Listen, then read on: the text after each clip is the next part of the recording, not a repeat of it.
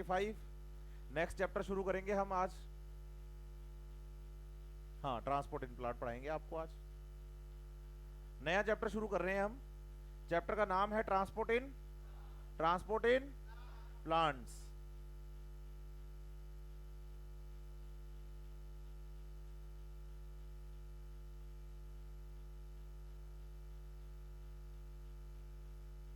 चलिए, अब भाई नया चैप्टर शुरू कर रहे हैं, बातें नहीं, फुसर फुसर नहीं शुरू करनी, चुपचाप शांति से बैठ के पढ़ना है। को बात समझ नहीं आई आप मेरे से 10 बार पूछो, मैं 20 बार बताऊंगा, तब तक बताता रहूंगा जब तक आपको ये नहीं कह दो कि समझ आ गया।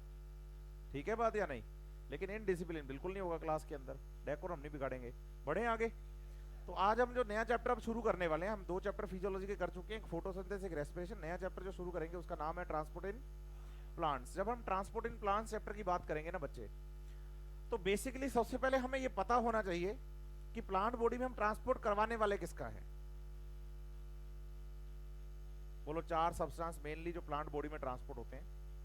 नंबर 1 बोलो वाटर, नंबर 2 बोलो मिनरल्स, नंबर 3 बोलो फूड। फूड मतलब हो गया ऑर्गेनिक कंपाउंड्स, है ना।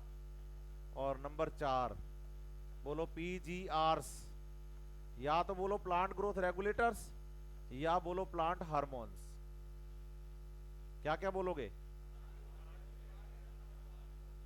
तो बेसिकली आप बताइए कि हमारे चैप्टर का नाम है ट्रांसपोर्ट इन। और जब हम ट्रांसपोर्ट इन प्लांट्स की बात करते हैं ना बच्चे, तो सबसे पहले तो हमें यह पता होना चाहिए कि प्लांट बॉडी में बेसिकली ट्रांसपोर्ट होना किसका है। तो बोलो बेसिकली 4 सब्सटेंस हैं, वाटर, मिनरल, फूड और पीजीआरस। हमारी बात करोगे ना आप, क्योंकि बच्चा काउंटर पे आता तो जरूर है कि सर ये तो हमारे अंदर भी चलता है। बिल्कुल चलता है, लेकिन आप में 4 नहीं, आप में 6 सब्सटेंस होते हैं जो ट्रांसपोर्ट करते हैं। उनमें एक वेस्ट आ जाता है और एक गैसेस, क्योंकि आप में डेवलप एक्सक्रीटरी सिस्टम है, प्लांट के पास नहीं। प्लांट में वेस्ट बनता ही नहीं, बनता है तो थोड़ा बहुत वैक्यूल में स्टोर होता है, ट्रांसपोर्ट नहीं होता। सेल वॉल जो होती है, बैरियर फॉर द मैक्रोमोलिक्यूल्स पढ़ा था हमने, सही है बात या नहीं? और दूसरा बोलो प्लांट्स में गैसेस का लॉन्ग डिस्टेंस ट्रांसपोर्ट होता ही नहीं, क्योंकि एवरी ऑर्गन अपनी खुद की नीड मेंटेन करता है स्टोमेटा और लेंटिसेल से, इसलिए गैसेस का ट्रांसपोर्ट भी नहीं होता है प्लांट बॉडी के अंदर। हमारे अंदर होता है, क्योंकि हमारी बॉडी में, पूरी बॉडी में गैसेस का जो ट्रांसपोर्ट है सिर्फ इस स्कल वाले एरिया से होता है, कहीं से नहीं। हाँ या ना? डू प्लांट ब्रीथ में ये बात बहुत बढ़िया से बताई है मैंने आपको। तो प्रॉब्लम, तो बेसिकली प्लांट में ट्रांसपोर्ट कितने सब्सटेंसेस का? 4। बोलो जब इन 4 सब्सटेंसेस के ट्रांसपोर्ट की हम बात करेंगे ना, तो हमें 2 तरह का ट्रांसपोर्ट पढ़ना है प्लांट बॉडी में। बोलो एक तो होता है शॉर्ट डिस्टेंस ट्रांसपोर्ट, बोलो ऐसे। और एक बच्चे आपको याद करना है लॉन्ग डिस्टेंस ट्रांसपोर्ट। क्या याद करेंगे आप? बोलो लॉन्ग डिस्टेंस ट्रांसपोर्ट, बोलो ऐसे, is known as translocation. Long distance transport is known as, long distance transport is known as trans. अब देखो, अगर मैं बोलूं ना ट्रांसपोर्ट इन प्लांट, तो आप पूछो सर कौन सा, शॉर्ट डिस्टेंस या लॉन्ग डिस्टेंस? पूछो ऐसे, क्योंकि मैं क्या बोल रहा हूं ट्रांसपोर्ट, तो आपको पूछना पड़ेगा सर लॉन्ग डिस्टेंस या। लेकिन अगर मैं बोलूं ना ट्रांसलोकेशन, तो बोलो by default he long distance transport है। तो बोलो लॉन्ग डिस्टेंस ट्रांसपोर्ट के लिए क्या टर्म यूज की जाती है? लॉन्ग डिस्टेंस ट्रांसपोर्ट के लिए क्या टर्म यूज की जाती है? ट्रांस। कोई प्रॉब्लम? और सुनिए, बोलो जब शॉर्ट डिस्टेंस ट्रांसपोर्ट की बात आती है ना, तो इसमें आपको 2 ट्रांसपोर्ट याद करने हैं। एक आप याद करोगे पैसिव ट्रांसपोर्ट, और एक आप याद करोगे एक्टिव ट्रांसपोर्ट। ठीक है? पैसिव बोलो विदाउट एक्सपेंडिचर ऑफ एनर्जी। बोलो ये ऐसा ट्रांसपोर्ट है जिसमें क्या नहीं लगती? पूछो क्यों? क्योंकि ये transport according to concentration gradient होते हैं। बोलो ऐसे, high concentration to low concentration molecule अपने आप ट्रांसपोर्ट करते हैं। तो दिस टाइप ऑफ ट्रांसपोर्ट्स क्या है बच्चे? पैसिव ट्रांसपोर्ट विदाउट यूज और the expenditure of energy, yes और no? Active transport use of या एक्सपेंडिचर ऑफ एनर्जी। पूछो क्यों? क्योंकि ये होते हैं against the concentration gradient, yes और नो? हाँ या ना? वैसे जनरली आपको मैं बात बता दूं, पैसिव ट्रांसपोर्ट एक्टिव ट्रांसपोर्ट से भी फास्ट हो सकते हैं, लेकिन एक जनरल बात आए तो बताओ active transport faster than the passive. General ऐसे बात बोले तो बताइए एक्टिव ट्रांसपोर्ट फास्ट होते हैं, लेकिन हमेशा होते हैं ये जरूरी? पैसिव भी फास्ट हो सकते हैं अगर कंसंट्रेशन का डिफरेंस बहुत ज्यादा है, यस और नो? हालांकि आपके घर में जो कूलर, पंखा, एसी या ये चलते हैं, इनका एयर फ्लो क्या होता है? ज्यादा, और बाहर आपको एटमॉस्फेयर हवा कम लगती है, यस और नो? लेकिन जिस दिन तूफान आता है उस दिन तो ये भी फेल है। तो इसलिए पैसिव ट्रांसपोर्ट फास्ट हो सकते हैं, ये भी ध्यान रखना है। लेकिन जनरल अगर बात पूछा जाए तो हाँ, तो एक्टिव ट्रांसपोर्ट ज्यादा फास्ट होता है। मुझे बताओ, साइकिल तेज दौड़ता है, बाइक? नहीं, स्टार्ट होनी चाहिए तब। नहीं समझ रहा मेरी बात? अगर बंद है ना, बंद है तो चाहे जितना मर्जी बेटा चलाने वाला हो, वो बंद बाइक तो साइकिल से धीरे ही चलेगी। वो तो अंदर जब उसमें हीट बनती है ना, आग लगती है, हीट बनती है, तो वो फिर उसका इंजन फास्ट काम करता है और वो दौड़ती है। तो एनर्जी का कंजप्शन है तो वो फास्टर होगा, ऐसे याद करो आप इसको, यस और नो? तो साइकिल तेज दौड़ता है, बाइक? बोलो अगर बाइक स्टार्ट है तो बाइक तेज दौड़ेगी, स्टार्ट है इंजन उसका, तो ऐसे बोलो, है ना? वो वाली बात है। तो बोलो पैसिव ट्रांसपोर्ट में हमें दो टाइप याद करने हैं, ऐसे बोलो। पूछो कौन कौन से? बोलो एक तो पढ़ेंगे सिंपल डिफ्यूजन, क्या पढ़ेंगे? और एक पढ़ेंगे बोलो फैसिलिटेटेड डिफ्यूजन।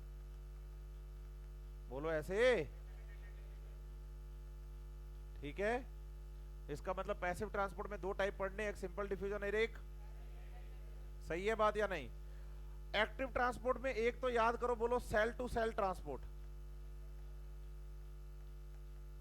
बोलो इंटर सेल्यूलर, इंटर मतलब सेल मेम्ब्रेन क्रॉस कर रहे हो आप, और पढ़ना अपने को इसी को, ये बेसिकली डिटेल हमें इसी की करेंगे।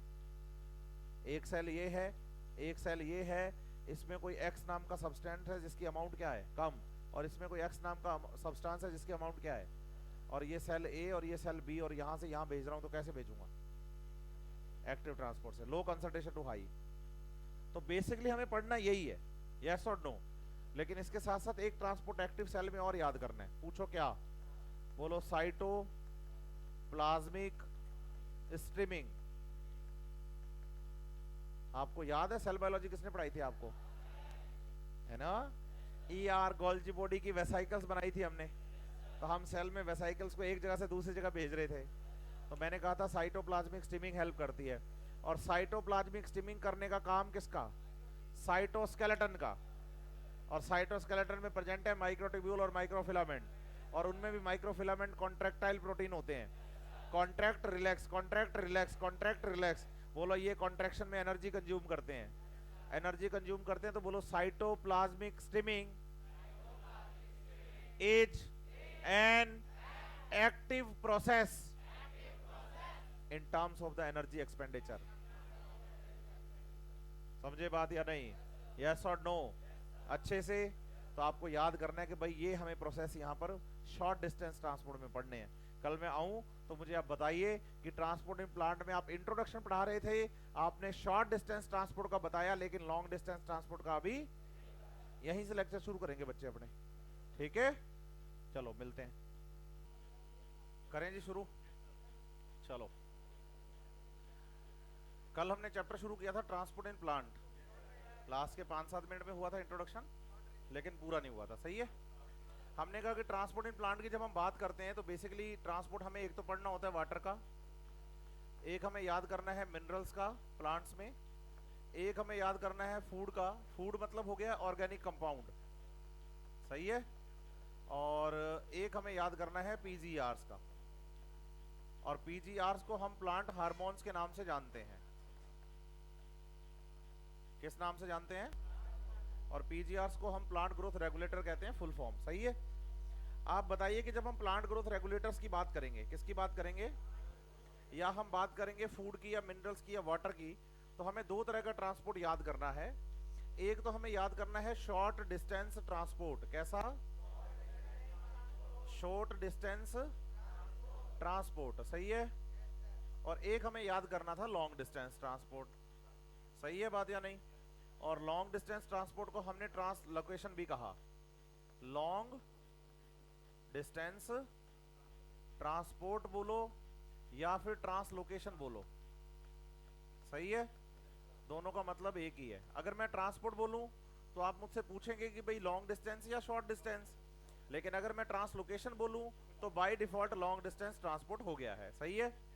शॉर्ट डिस्टेंस ट्रांसपोर्ट में एक हमने टाइप पढ़ा था पैसिव ट्रांसपोर्ट का, जिसमें एनर्जी कंज्यूम नहीं होती, और एक हमने पढ़ा था बच्चे एक्टिव, जिसमें एनर्जी कंज्यूम होती है। तो पैसिव ट्रांसपोर्ट बोलो विदाउट एनर्जी यूज, यस और नो? भाई एनर्जी के बिना ही ट्रांसपोर्ट होगा। और एक्टिव मतलब बाय एनर्जी यूज, सही है बात या नहीं? पैसिव में एनर्जी यूज क्यों नहीं होती? क्योंकि ये transport according to concentration gradient होगा, सही है बात या नहीं? और एक्टिव में एनर्जी क्यों खर्च होगी? क्योंकि ये अगेंस्ट द कंसंट्रेशन ग्रेडियंट होगा, सही है। ऐसे ही पढ़ा था हमने। फिर हमने कहा कि पैसिव में भी आगे दो टाइप हमें याद करने हैं। एक हम पढ़ेंगे सिंपल डिफ्यूजन, क्या पढ़ेंगे? और एक पढ़ेंगे हम फैसिलिटेटेड डिफ्यूजन, क्या पढ़ेंगे? सही है बात या नहीं? तो डिफ्यूजन भी दो टाइप के पढ़ लेंगे हम पैसिव में, एक सिंपल और दूसरा पैसिव। और ऐसे ही मैंने एक दूसरा टाइप आपको इसमें बताया एक्टिव। एक्टिव में बात हुई अपनी, एक तो मैंने बताया था cell to cell, intercellular transport, low concentration to high. और एक बताया था मैंने within cell, within cell, इसको बोला था हमने cytoplasmic streaming is a type of active transport in terms of the energy consumption. तो एक्टिव ट्रांसपोर्ट का ही टाइप है कौन? साइटोप्लाज्मिक स्ट्रीमिंग, क्योंकि इसमें एनर्जी कंज्यूम होती है और ये काम करवाता है साइटोस्केलेटन। कौन करवाता है? और साइटोस्केलेटन प्रोकैरियोट्स में नहीं होता, इसलिए साइटोस्केलेटन ना होने की वजह से प्रोकैरियोट्स में साइटोप्लाज्मिक स्ट्रीमिंग या साइक्लोसिस भी नहीं होता, सही है बात या नहीं? अभी हम बात कर रहे हैं आज लॉन्ग डिस्टेंस ट्रांसपोर्ट की। किसकी? बताइए कि लॉन्ग डिस्टेंस ट्रांसपोर्ट पढ़ते टाइम हमें याद करने हैं दो टिश्यू। एक टिश्यू याद करना है हमें जाइलम, और एक टिश्यू हमें याद करना है फ्लोएम, सही है। जाइलम, बताइए कि जब हम जाइलम की बात करेंगे, किसकी बात करेंगे? किसकी बात करेंगे? जाइलम की। तो जाइलम के बारे में आप क्या बोलोगे कि जाइलम जो है इसका फ्लो होता है यूनिडायरेक्शनल। कैसा? बोलो रूट टू शूट ओनली। और फ्लोएम के लिए बोलोगे मल्टी डायरेक्शनल या फिर बाय डायरेक्शनल। बच्चा कहता है सर आपने मल्टी और बाय दो लिखे और लगा के, लेकिन एग्जाम में क्वेश्चन जब चार ऑप्शन का आता है तो हमें कोई एक ही ऑप्शन चूज करना होता है। तो आप उसके अकॉर्डिंग बताइए हमें क्या चूज करना है। तो आप बताइए कि उसके अकॉर्डिंग हमें बाई डायरेक्शनल चूज करना है। क्या चूज करना है? हुआ क्या कि जब एनसीईआरटी से आप इंट्रोडक्शन पढ़ना शुरू करते हो, एनसीईआरटी पेज नंबर 175 से chapter number 11 transport in plant, तो लाइन जो पेज की है ना बच्चे 175 की लास्ट लाइन, यहां आपको अंडरगो मल्टी डायरेक्शनल ट्रांसपोर्ट लिखा होगा, ठीक है। तो इसकी वजह से मैं मल्टी बोल रहा हूं, क्योंकि जाइलम का तो बाय डिफॉल्ट कैसा होना है, सही है बात या नहीं? लेकिन पर्टिकुलर जब बात सिर्फ फ्लोएम की ही आ जाए, बोलो ऐसे, फ्लोएम की ही आ जाए तो बोलो आप बाई डायरेक्शनल को चूज करोगे। कि अगर फ्लोएम ट्रांसपोर्ट आपसे पूछा जाए तो आप बताना बाई डायरेक्शनल। पूछो क्यों? एनसीईआरटी पेज नंबर 190 खोलो आप, 190 नंबर पेज पे फ्लोएम ट्रांसपोर्ट है सोर्स टू सिंक, सही है। इसकी 8th लाइन में बोल्ड करके एनसीईआरटी ने लिखा है बाई डायरेक्शनल ट्रांसपोर्ट, साफ साफ शब्दों में। तो अगर आपसे फ्लोएम के बारे में पूछा जाएगा ना तो आप बाई डायरेक्शनल ही बताओगे, सोर्स टू सिंक, और जरूरत पड़ने पर सिंक टू सोर्स के हिसाब से आप उसको याद करोगे, ठीक है बात या नहीं? यस और नो? ठीक है। अब बताइए कि अगर हम बात करें जाइलम की, किसकी बात करें, तो जाइलम से ट्रांसपोर्ट होने वाले सब्सटेंस, बोलो वाटर, मिनरल्स, सही है बात या नहीं। और बोलिए फ्लोएम से ट्रांसपोर्ट होने वाले सब्सटेंस,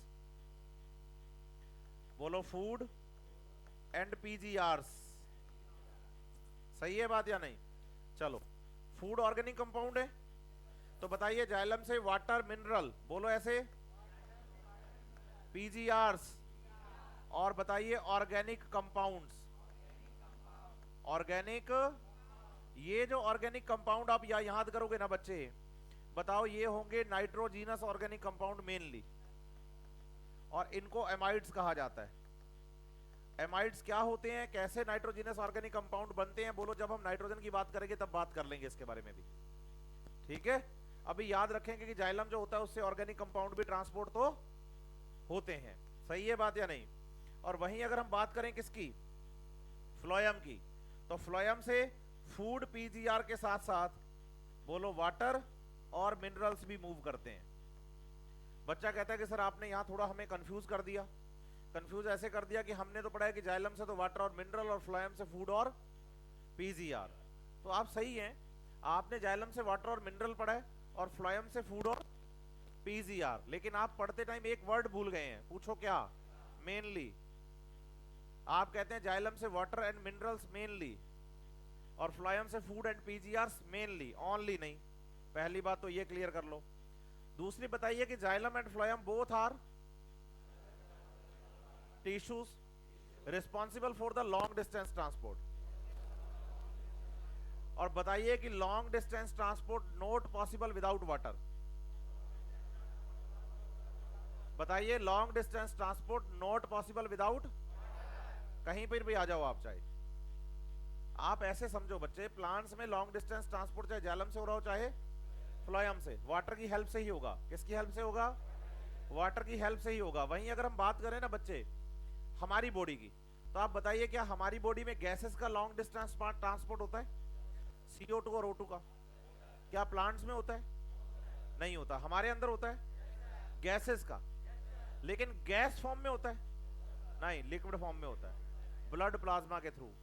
तो बताइए कि मेरी बॉडी में even gases long distance transport करती हैं, गैसेस,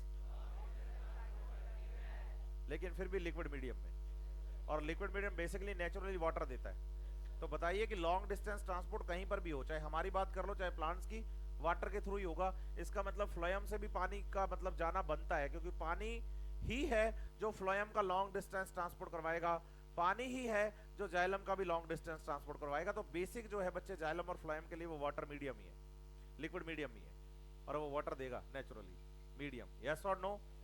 दूसरी बात आपको जो यहाँ याद करनी है वो ये बात याद करेंगे आप कि जब हम वाटर के मूवमेंट की बात करते हैं, किसकी बात करते हैं, वाटर के मूवमेंट की, तो साथ में आप याद कर दिए कि जाइलम से वाटर के साथ साथ क्या जा रहे हैं, मिनरल्स। बच्चा कहता है मिनरल्स तो आपने फ्लोएम में भी लिख दिए, क्या फ्लोएम से भी मिनरल्स जाते हैं, बोलो बिल्कुल जाते हैं, बोलो बिल्कुल जाते हैं। पूछो कैसे, आप इसको ऐसे समझो, मान लो कि अपने पास ना कोई प्लांट है, क्या है, कोई, ये कोई प्लांट है, इस प्लांट का बच्चों ये तो है रूट सिस्टम, और ये ऊपर की तरफ इसका कौन सा सिस्टम है, शूट सिस्टम में। बताओ ये है यंग लीफ, कैसी, और ये बताओ ओल्ड। ओल्ड को बायोलॉजी की लैंग्वेज में सिनेसेंट कहते हैं, क्या कहते हैं, सिनेसेंट। तो बताओ कि ये लीफ सिनेसेंट लीफ है। जो पुरानी लीव्स होती हैं जो सिनेसेंट होती हैं बच्चे, वो गिरती हैं, लीव्स का गिरना बोलो एब्सेशन। हम बॉटनी की लैंग्वेज में बात करेंगे, बायोलॉजिकल लैंग्वेज में बात करेंगे तो abscission, falling of leaf, falling of fruits, falling of flowers, क्या कहते हैं, एब्सेशन। एब्सेशन मतलब गिरना, और सिनेसेंट मतलब ओल्ड होना। तो आप बताइए कि जनरली नेचुरली क्या होता है कि प्लांट ऑर्गन्स पहले सिनेसेंट होते हैं फिर उनका एब्सेशन होता है, पहले सिनेसेंट होते हैं फिर उनका। तो आप याद रखिए कि जो रूट्स हैं कौन है, ये सॉइल से क्या करती हैं कि वाटर और मिनरल्स एब्सॉर्ब करते हैं, वाटर और मिनरल्स का क्या हुआ, और ये वाटर और मिनरल्स यहां से एब्सॉर्ब होने के बाद बोलो सभी प्लांट पार्ट्स के पास जाएंगे थ्रू द जाइलम। तो सॉइल से पहली बार जो वाटर और मिनरल एब्जॉर्ब होते हैं वो शूट पार्ट में ट्रांसपोर्ट होते हैं, शूट पार्ट में। तो किसके थ्रू ट्रांसपोर्ट होते हैं, किसके थ्रू ट्रांसपोर्ट होते हैं, जाइलम के थ्रू। समझ रहे हैं बात या नहीं, ओनली बाय द जाइलम।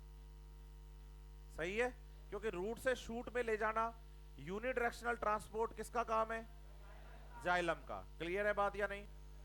अब आप एक बात याद रखिए, पूछें क्या कि मिनरल्स का जो एब्जॉर्प्शन होता है रूट्स में, बोलिए ऐसे, मेनली एक्टिव एब्जॉर्प्शन होता है।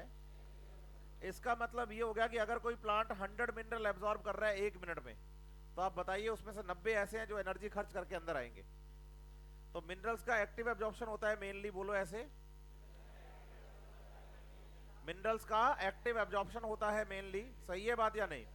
अगर मिनरल्स का एक्टिव एब्जॉर्प्शन होता है, मिनरल्स का अगर, तो यहां ये बात समझो कि पहली बार जो आपने मिनरल एब्जॉर्ब किए और प्लांट पार्ट में ट्रांसपोर्ट किए तो आपने एनर्जी खर्च की ना एब्जॉर्प्शन में। आज ये लीफ जो कि पहले यंग हुआ करती थी आज ओल्ड हो गई है, बूढ़ी हो गई है, सिनेसेंट हो गई है, और ये लीफ कह रही है कि अब थोड़ी देर में मैं गिरने वाली हूं। तो प्लांट कहता है कि जाने से पहले मिनरल दे जा। हाँ हाँ, पहले हम एनर्जी खर्च करके लाए हैं। तो आप बताइए कि जो लीफ होती है उसमें से एक बड़ी अमाउंट मिनरल्स की वापस आ जाती है, सारे नहीं, ध्यान रखिए ये बात। अगर एक लीफ में 100 मिनरल हैं तो 50 या 40 वापस आएंगे, बाकी सारे लीफ के साथ ही जाएंगे। लीफ कहते हैं नहीं नहीं आप तुम सॉइल से ले लेना, वो कहते हैं यार तू सॉइल में जाके डिकम्पोज होगी, वहां पर ये मिनरल जब सॉइल में जाएंगे तो मुझे कंपटीशन करना पड़ेगा दूसरे प्लांट्स और माइक्रोब्स के साथ, इससे अच्छा है कि जाने से पहले जितने दे सकते उतने दे दे। सही है बात या नहीं। तो आप बताइए कि एक अमाउंट ऑफ द मिनरल्स जो है बच्चे वो सिनेसेंट पार्ट से फिर से प्लांट बॉडी में रीट्रांसलोकेट हो जाता है, दोबारा काम आ जाते हैं। क्या सारे मिनरल? नहीं नहीं, बोलो एक बड़ी अमाउंट होती है मिनरल्स की जो कि काम आ जाती है, यस और नो। अब बताइए कि इस प्लांट बॉडी के अंदर ये मिनरल, बोलो ऐसे, ओल्ड पार्ट से जब ट्रांसपोर्ट होता है तो वो इस डायरेक्शन में भी हो सकता है, इधर भी हो सकता है, इधर भी हो सकता है, इधर भी हो सकता है। तो बताइए सिनेसेंट पार्ट से मिनरल्स लिए जाते हैं and retranslocate to young parts of the plants, और उसकी डायरेक्शन फिक्स, यंग पार्ट नीचे की तरफ भी हो सकते हैं, ऊपर की तरफ भी और साइड में भी। बताओ किसके थ्रू लेकर जाऊं? एग्जैक्टली। तो आप बताइए पहली बार जो सॉइल से मिनरल एब्जॉर्ब होता है ना, वो प्लांट बॉडी में तो मिनरल चलेगा किसके थ्रू, लेकिन दोबारा रीट्रांसलोकेट होते टाइम तो फ्लोएम भी हेल्प करेगा या नहीं करेगा? समझ रहे हैं बात या नहीं। तो क्या फ्लोएम सैप में मिनरल नहीं मिल सकते? तो सिंपल बात है। इसके बाद बच्चा कहता है सर पीजीआर हमने पढ़े मेनली फ्लोएम से, लेकिन आपने जाइलम से भी लिख दिए। आप बताइए पीजीआर का ट्रांसपोर्ट मेनली फ्लोएम से होता है, लेकिन few amount of the PGR also translocated by the, पूछो कैसे? सबसे पहली बात तो ये क्लियर करो कि पीजीआर कहते किसको हैं? हार्मोन्स को। बताओ हार्मोन्स होते क्या हैं? हार्मोन्स की डेफिनेशन बता दो मुझे तो बस आप, प्लांट एनिमल सब छोड़ो, आप तो सिर्फ हार्मोन्स बता दो क्या होते हैं। न्यूट्रिएंट्स नहीं होते बच्चे, न्यूट्रिएंट्स तो यूज हो जाते हैं, नॉन न्यूट्रिएंट होते हैं, ट्रेस अमाउंट में यूज होते हैं। ये तो एंजाइम भी हैं, ट्रेस अमाउंट में यूज होना और नॉन न्यूट्रिएंट होना तो एंजाइम भी हैं, विटामिन भी हैं। और बताओ टारगेटेड लोकेशन पे फंक्शन करते हैं, हाँ, और काम के बाद खत्म हो जाता है, वेरी गुड। और इंटरसेल्यूलर मैसेंजर्स, एग्जैक्ट टर्म निकल के आई यही, शाबाश। इंटरसेल्यूलर मतलब जिस सेल में बनते हैं वहां काम नहीं करवा के कहीं और काम करवाओगे आप। अगर इंट्रा होता तो उसी सेल में काम कर लेते, तो मेनली इंटर होते हैं कि जहां बनते हैं काम कहीं और जाके करते हैं, है ना। तो इंटरसेल्यूलर मैसेंजर होते हैं, तभी तो ट्रांसपोर्ट की जरूरत पड़ती है कि एक जगह बनेंगे और दूसरी जगह जाके काम करेंगे। अब एक जगह बनेंगे और दूसरी जगह जाके काम करेंगे, दूसरी जगह जाएंगे कैसे? बोलो ट्रांसपोर्ट के थ्रू। तो पीजीआर का जो ट्रांसपोर्ट है बेसिकली होता ऐसा है कि जैसे मान लीजिए इस पॉइंट पर कोई पीजीआर या प्लांट ग्रोथ रेगुलेटर सिंथेसाइज हुआ, क्या हुआ? उसकी जरूरत यहां भी है, यहां भी है, इधर भी है, इधर भी है। तो यहां से इधर से इधर, या इधर से इधर, या यहां से यहां, कहीं भी जा सकता है, कहीं भी ट्रांसपोर्ट कर सकता है। समझ रहे हैं मेरी बात या नहीं? यस और नो? इसका मतलब ये डायरेक्शन यूनिडायरेक्शनल है मल्टी डायरेक्शनल? पीजीआर बोलो मेनली ऐसे ट्रांसपोर्ट करते हैं, तो बताओ किसके थ्रू जाने चाहिए? इसलिए मेनली थ्रू द फ्लोएम बताते हैं हम। लेकिन एनसीईआरटी ये भी कहती है कि सम टाइम, बोलिए, PGR translocate from one point two another. मतलब एक पॉइंट जहां वो बनते हैं और दूसरा पॉइंट जहां पर वो फंक्शन करते हैं, बस इसको आप एनसीईआरटी के अकॉर्डिंग चले तो पोलर मूवमेंट कहेंगे। क्या कहेंगे? और बताइए ऐसा हमेशा नहीं होता, एनसीईआरटी के अकॉर्डिंग समटाइम्स। मेनली फ्लोएम से ही जाते हैं पीजीआर्स, क्योंकि पीजीआर्स का ट्रांसपोर्ट मल्टी डायरेक्शनल याद करना है आपको, यस और नो। लेकिन कभी कभी पीजीआर्स क्या हो जाते हैं, सिंगल डायरेक्शन में भी मूव करते हैं। कभी कभी पीजीआर्स सिंगल डायरेक्शन में भी मूव करते हैं, और सिंगल डायरेक्शन में मूव करेंगे तो आप समझो, बोलो पोलर मूवमेंट। एनसीईआरटी लिखती है स्ट्रिक्टली पोलराइज्ड और यूनिडायरेक्शनल। अब सोचो एक पीजीआर था, वो एक ही डायरेक्शन में मूव कर रहा था, और उसका जो फ्लो था ना, फ्लो वो वही डायरेक्शन में चल रहा था जिस डायरेक्शन में जाइलम करवा रहा है। यूनिडायरेक्शनल फ्लो उसी डायरेक्शन में चल रहा था जिस डायरेक्शन में कौन करवा रहा है? तो बताओ कि जाइलम के थ्रू ट्रांसपोर्ट नहीं हो सकता क्या? बस एग्जैक्टली। तो आप बताइए, बहुत कम अमाउंट है जो जाइलम से जाती है, लेकिन क्या पीजीआर जाइलम से जाते हैं? बोलो हाँ। लेकिन मेनली किससे याद करने हैं? क्लियर है बात या नहीं? एक बात और समझना, पूछो क्या। जब हम इवोल्यूशन की बात करते हैं तो हम कहते हैं कि मोनेरा, प्रोटिस्टा, फंजाई, प्लांटी और एनिमेलिया। अभी बात किसकी चल रही है? और हम क्या हैं? हमारे अंदर ऑर्गन सिस्टम है, प्लांट अभी टिश्यू सिस्टम तक ही आया है। Xylem and phloems are tissue, complex tissue. Anatomy of the flowering plants 11th class की एनसीईआरटी का 6th चैप्टर है, वहां पढ़ोगे तो पता चलेगा xylem and phloem complex tissue है। लेकिन वहीं हमारी बॉडी के ट्रांसपोर्ट की बात करोगे तो हमारे अंदर ऑर्गन सिस्टम आ गया है, लंग्स, हार्ट, ये ऑर्गन्स हैं, ये मिलकर काम करते हैं। ऑक्सीजन खींचो, हाँ देखो ऑक्सीजन आपने खींची, लंग्स में गई, ब्लड से मिक्स हुई, पल्मोनरी वेन के through, pure blood when, pulmonary vein के थ्रू, हार्ट के किस साइड में? लेफ्ट साइड में। फिर यहां से आर्टरीज के थ्रू प्योर ब्लड पूरी बॉडी में, बॉडी की सेल्स ने रेस्पायर किया, CO2 प्रोड्यूस की, वेन के थ्रू इम्प्योर ब्लड हार्ट की राइट साइड में, पल्मोनरी आर्टरी से लंग्स में, और लंग्स से। अब मैं ना कुछ वर्ड्स बोलूंगा, आप प्योर या इम्प्योर ब्लड मुझे बता देना। लेफ्ट साइड और heart, right side of heart, artery, pulmonary artery, when, when, pulmonary vein. मैं बोलता जा रहा हूं, प्योर इम्प्योर फिक्स करते हो ना। प्लांट्स के केस में आते हैं, मैं एक कंपाउंड बोलूंगा, आप मुझे बताना किसके थ्रू ट्रांसपोर्ट करता है। Water, xylem phloem, mineral, organic compounds, हाँ दोनों। फूड भी तो ऑर्गेनिक कंपाउंड है, उधर देखो। मेरे को ये क्वेश्चन पूछना था, इसलिए तो पहले ही मैं फूड के नीचे ऑर्गेनिक कंपाउंड लिख के आया हूं, है ना। तो बताओ ऑर्गेनिक कंपाउंड और फूड, सिर्फ फ्लोएम। अगर ऑर्गेनिक कंपाउंड पूछे तो जाइलम फ्लोएम दोनों से, लेकिन फूड वाले ऑर्गेनिक कंपाउंड पूछे तो सिर्फ फ्लोएम से।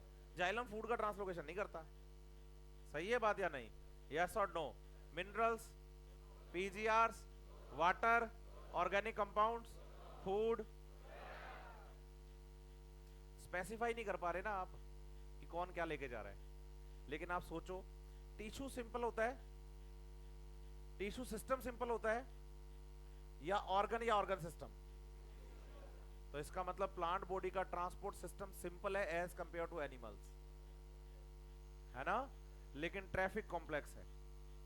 एक मेट्रो सिटी है, उसमें सड़कों का जाल फैला हुआ है, मेन रोड जा रही है, नीचे से अंडरपास है, ऊपर से फ्लाईओवर है, एक फ्लाईओवर ऐसा पूरा घुमावदार बना हुआ है जिससे 6 रोड निकल रही है अलग अलग डायरेक्शन में। जाम लगेगा या नहीं? नहीं लगेगा ना। बोलो, सड़कों का जाल फैला हुआ है तो हर डायरेक्शन में जाने के लिए अलग रोड है, तो जाम लगने के चांस। अब सोचो एक सिटी के अंदर एक ही मेन रोड है और उसी पे आके सारी जुड़ती हैं, जाम लगेगा ना। बस फिर बोलो, सड़क सिंपल है तो ट्रैफिक कॉम्प्लेक्स है, सड़कें कॉम्प्लेक्स है तो ट्रैफिक सिंपल हो गया। हमारी बॉडी के साथ यही तो हो रहा है। हमारा सिस्टम क्या है? ट्रैफिक सिंपल है। प्लांट्स के साथ क्या है? सिस्टम सिंपल है लेकिन ट्रैफिक, क्योंकि आप डिसाइड ही नहीं कर पा रहे कि क्या क्या लेके जा रहे हैं। अच्छा ये बताओ, रूट डोनर है या एक्सेप्टर?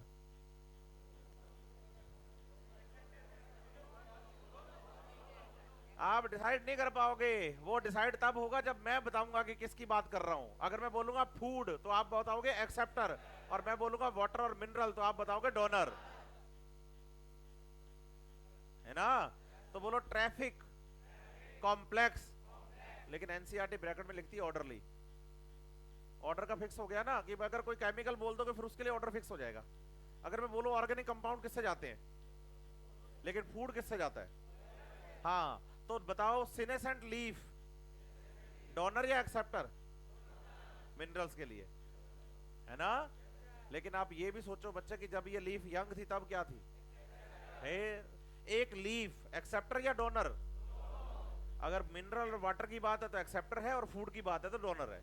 तो एनसीईआरटी कहती है आप डिसाइड नहीं कर पाते कि कौन डोनर कौन, उसके लिए आपको डिसीजन के लिए बच्चे देखना पड़ता है कि किसके बारे में बात चल रही है। एनसीईआरटी पेज नंबर 175 से जब आप इंट्रोडक्शन पढ़ेंगे घर पे तो बढ़िया से कवर कर लेंगे, लेकिन आप 176 के पहले पैराग्राफ की 3rd लाइन से मेरे साथ पढ़ेंगे। करें शुरू? क्या कह रहा है? Nutrients are taken up by, transported to the end leaves और the other growing parts of the, आगे बढ़ो।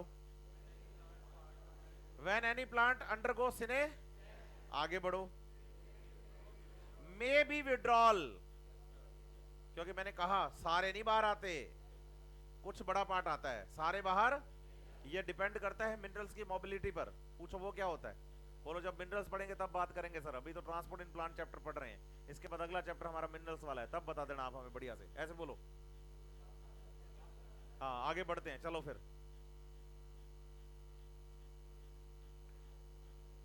Hormones or the plant growth regulators and other signals are also transported a very small, क्योंकि hormones कभी amount में ज्यादा नहीं होते, trace amount में ही चलते हैं। आगे बढ़ो। Sometime in a strictly polarized or the unidirectional where they are synthesized to other parts of the plants, कि जहां वो बनते हैं वहां से कहीं दूसरे पार्ट की तरफ जाएंगे, और ऐसे को हम बोलेंगे पोलर मूवमेंट या यूनिडायरेक्शनल। ये हमेशा नहीं होता। आगे बढ़ो। Hence in a flowering plant there is a complex traffic, simple है या कॉम्प्लेक्स है, of the compounds but हाँ moving in directions, each organ receiving substances। तो ऐसे लीफ के बारे में बात करो, बोलो फूड देती है, मिनरल वाटर लेती है। सही है बात या नहीं? रूट के बारे में बात करो, बोलो मिनरल वाटर देती है, फूड लेती है। जब ये लीफ यंग है तो बोलो आज मिनरल ले रही है, लेकिन जब ओल्ड हो जाएगी तो बोलो ये डोनर हो जाएगी मिनरल्स की। समझ रहे हैं बात या नहीं? बढ़े आगे। तो ये पोर्शन अपना हुआ ट्रांसपोर्ट इन प्लांट के सिर्फ इंट्रोडक्शन पोर्शन की बात हमने करी है। अब हम चैप्टर को शुरू करते हैं सही से। ये इंट्रोडक्शन हो गया कि चैप्टर में बेसिकली हमें पढ़ना क्या क्या है। करें शुरू? कोई प्रॉब्लम यहाँ तक? कोई ऐसी बात जो लगे कि नहीं समझ नहीं आई है तो दोबारा बता दूं मैं आपको? चलो और सुन लो फिर। अब सबसे पहले जो टॉपिक मैं पढ़ाने जा रहा हूं आपको बच्चे, उसका नाम है सिंपल डिफ्यूजन। क्या नाम है? Simple diffusion. सिंपल डिफ्यूजन का मतलब समझते हैं आप? बेटा मैंने बताया ना, ऑर्डर फिक्स हो गया। अगर मैं आपसे पूछूं कि ऑर्गेनिक कंपाउंड किससे जाते हैं?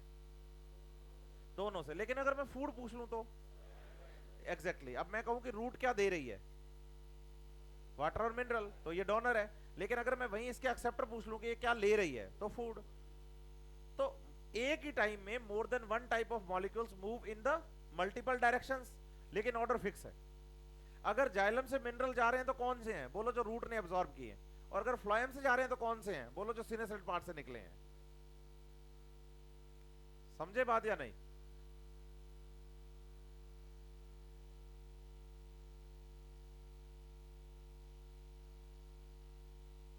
और सुना क्या हालचाल है?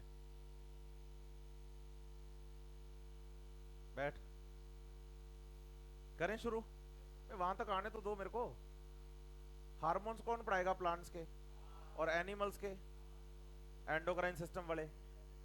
वहां तक पहुंचने तो दो। अभी तो सिर्फ मैंने क्या बोला? Introduction in transport in plant chapter का, और प्लांट ग्रोथ एंड डेवलपमेंट पूरा चैप्टर है अपने पास। ठीक है बात या नहीं? क्या लास्ट ईयर भी ये बात पूछी थी आपने? नहीं पूछी थी। पूछ क्यों? क्योंकि इतना सोचा ही नहीं था कि एनसीईआरटी में इतना में इंट्रोडक्शन में लिखा हुआ है। बोल ऐसे तो अगर इतनी बातें बता रहा हूं तो सारी टॉपिक बताऊंगा, लेकिन तरीके से समझ रहे हैं बात नहीं। और मैं हमेशा कहता हूं हमें किसी भी टॉपिक की क्या नहीं करनी, खिचड़ी नहीं करनी दिमाग में, तो बिल्कुल भी नहीं, क्योंकि दिमाग में बनेगी तो सही आदमी बीमार हो जाता है। बर्तन में बनाइए ना आप, बीमार आदमी को ठीक करती है। वेट करिए बच्चे, पक्का बताएंगे आगे चल के। किसमें प्रायोरिटी नहीं, वो तो आपसे ये कहेगा कि रूट से मिनरल एब्जॉर्ब हुए, एरियल पार्ट्स में गए, किसके थ्रू गए, ये एग्जामिनर क्वेश्चन थोड़ी पूछेगा। ये तो मेरी जानकारी है जो मुझे चैप्टर समझने में हेल्प करेगी। वो 5th क्लास की क्लास में पढ़ रहे हो आप, नीट की तैयारी कर रहे हैं बच्चे, हम समझ रहे हैं बात या नहीं? तो एग्जामिनर ये थोड़ी पूछेगा कि प्लांट बॉडी में वाटर किससे जाता है, आपको जाइलम से, +4। इतने आसान पड़े हैं क्या नंबर? ये हमारे चैप्टर को समझने के लिए जानकारी है कि भाई जाइलम से भी मिनरल जा सकते हैं, और जो जाइलम में जा रहे हैं मतलब वो जा रहे हैं नीचे से, और अगर फ्लोएम में दिख रहे हैं इसका मतलब वो सिनेसेंट पार्ट से निकल के आए हैं और किसी मल्टी डायरेक्शनल मूवमेंट में जा रहे हैं। ये हमारी जानकारी है, हमारी समझ है। बढ़े आगे, चलिए सिंपल डिफ्यूजन की बात करते हैं। What is diffusion? हम कहते हैं movement of substances from higher concentration to, कुछ भी बोलिए आप, कुछ भी आप बताइए। पानी बह रहा है, higher concentration to lower concentration, diffusion. बोलो हवाएं चलती हैं, high air pressure to low air pressure. सही है बात या नहीं? इवन आप अपनी बॉडी पे परफ्यूम लगाते हो ना, और उसकी खुशबू पूरे कमरे में क्या हो जाती है, ये भी तो डिफ्यूजन है, ये भी तो डिफ्यूजन है। तो डिफ्यूजन का मतलब सिंपल क्या है? Movement of substances from their higher concentration to is diffusion. एक एग्जांपल लेता हूं। एक वाटर टैंक है ए और एक वाटर टैंक है बी। दो वाटर टैंक हैं बच्चे, एक का नाम ए रखा है, दूसरे का बी। इसको आप सिस्टम्स भी कह सकते हैं। इनमें क्या पानी भरा है हमने, क्या भरा है? पानी। सही है? तो बोलो ए टैंक को तो पूरा भर दिया पानी से हमने, क्या कर दिया? ए को पूरा पानी से फुल कर दिया। और बी क्या है? खाली है। यस और नो? और ड्यूरिंग डिफ्यूजन मूवमेंट्स किसकी, आयंस की या सब्सटेंसेस की, कहां से कहां होती है? तो बताओ पानी ए से बी में जाएगा, बी से ए में? बोलो कहीं नहीं। बोलो ऐसे, कहीं नहीं जाएगा। पूछो क्यों? क्योंकि आप जब तक इन दोनों को कनेक्ट नहीं करोगे ना टैंक्स को, तब तक डिफ्यूजन नहीं होगा। तो ये बात मैं सिर्फ आपको इसलिए नहीं कि आप खुश हो जाओ अंदर से इसलिए बता रहा हूं, नहीं। डिफ्यूजन के लिए एक अपने फैक्ट तैयार हो गया। पूछो क्या? पूछो क्या? बोलो डिफ्यूजन के दौरान अगर आप चाहते हैं कि मूवमेंट्स क्या करें, हायर कंसंट्रेशन टू, तो आप बताइए कि भाई क्या होना चाहिए? मीडियम। क्या होना चाहिए? बताइए। यहां पर जो हमने इसको पाइप से जोड़ा है ना, पाइप से, तो पाइप एक मीडियम का काम कर रही है। तो बोलो during diffusion molecules move from higher concentration to lower concentration through a medium. तो मीडियम होना जरूरी है डिफ्यूजन के लिए। सिंपल बात है। आप सोचो कि जैसे मेरे ऊपर ना आप पूरी डिओड्रेंट की एक बोतल डाल दो, डाल दी, फिर मेरे को पॉलीथीन में पैक कर दो, खुशबू बाहर आएगी क्या? बिल्कुल नहीं आएगी। लेकिन पॉलीथीन फाड़ दो, बस यही कह रहा हूं। जब तक ये जो एटमॉस्फेयर है ना, ये बाहर का अराउंड मेरे, ये क्या है? डिफ्यूजन के लिए, मॉलिक्यूल्स के लिए मीडियम है। मीडियम है तो डिफ्यूजन होगा, मीडियम नहीं है डिफ्यूजन नहीं होगा। इसका मतलब टैंक को जब तक हमने पाइप से जोड़ा ही नहीं, तब तक वाटर मूव ही नहीं करेगा। वाटर मूव तब करेगा जब मीडियम। तो during diffusion molecules move from higher concentration to lower through medium. सही है बात या नहीं? अब आप बताओ कि जब मैंने पाइप से जोड़ दिया तो पानी ए से कहां जाएगा? पानी ए से कहां जाएगा? सही है बात? यस और नो? अब मुझे बताओ कि ए टैंक हो जाएगा खाली और बी भर जाएगा, है? अच्छा, खाली नहीं होगा, ए बी नहीं भरेगा, क्या होगा? बच्चा कहता है दोनों में अमाउंट क्या हो जाएगी? क्या हो जाएगी? तो आप एक लाइन और याद करो। During diffusion molecules move from higher concentration to through till equilibrium. बातें जोड़ते जाओ ना आप, यस और नो। तो डिफ्यूजन इक्विलिब्रियम तक होगा, नेट मूवमेंट इक्विलिब्रियम तक होगा। सही है बात या नहीं? अब क्या करते हैं, इस पाइप में रखते हैं एक फुटबॉल।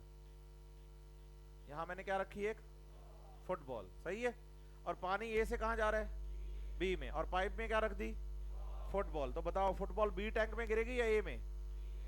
हाँ, किसमें? पक्का ना? हाँ हाँ पक्का, क्योंकि पानी ए से कहां आ रहा है, तो पाइप में क्या लगेगा, और उससे ये फुटबॉल कहां जाएगी। तो चलो एक बात और तैयार हो गई, पूछो क्या? During diffusion when molecules move from higher concentration to lower concentration, at this time diffusing molecules apply a pressure in the medium or the medium. This pressure is known as diffusion pressure. जब molecules diffuse करते हैं ना बच्चे, तो diffuse करते time वो medium पर क्या लगाते हैं, उसी प्रेशर को क्या कहेंगे, बोलो। अगर कंसंट्रेशन क्या होगी और इधर, तो प्रेशर ज्यादा लगेगा। और धीरे धीरे इक्विलिब्रियम की तरफ आ रहे हो ना आप, तो डिफ्यूजन प्रेशर दोनों तरफ इधर बढ़ता जा रहा है, इधर क्या होता जा रहा है। जब तक कि दोनों तरफ डिफ्यूजन प्रेशर इक्वल ना हो जाए, तब तक मूवमेंट नेट चलती रहेगी। हाँ या ना, यस और नो। इसका मतलब मैं कह सकता हूं कि ए सिस्टम में डिफ्यूजन प्रेशर क्या है और बी सिस्टम में डिफ्यूजन प्रेशर क्या है। चलो एक बात और तैयार हो गई, पूछो क्या? During diffusion ions, substances, gases, liquids, कुछ भी move from their higher DP to lower DP. DP मतलब, हाँ ये फेसबुक वाली नहीं है बात, समझे बात या नहीं? डीपी मींस क्या है, डिफ्यूजन प्रेशर। तो बताओ हाई डिफ्यूजन प्रेशर टू, कोई प्रॉब्लम? अब आप बताइए कि भाई थोड़ी देर में यहां पर इक्विलिब्रियम आ गया, क्या आ गया, क्या आ गया, इक्विलिब्रियम आ गया ना।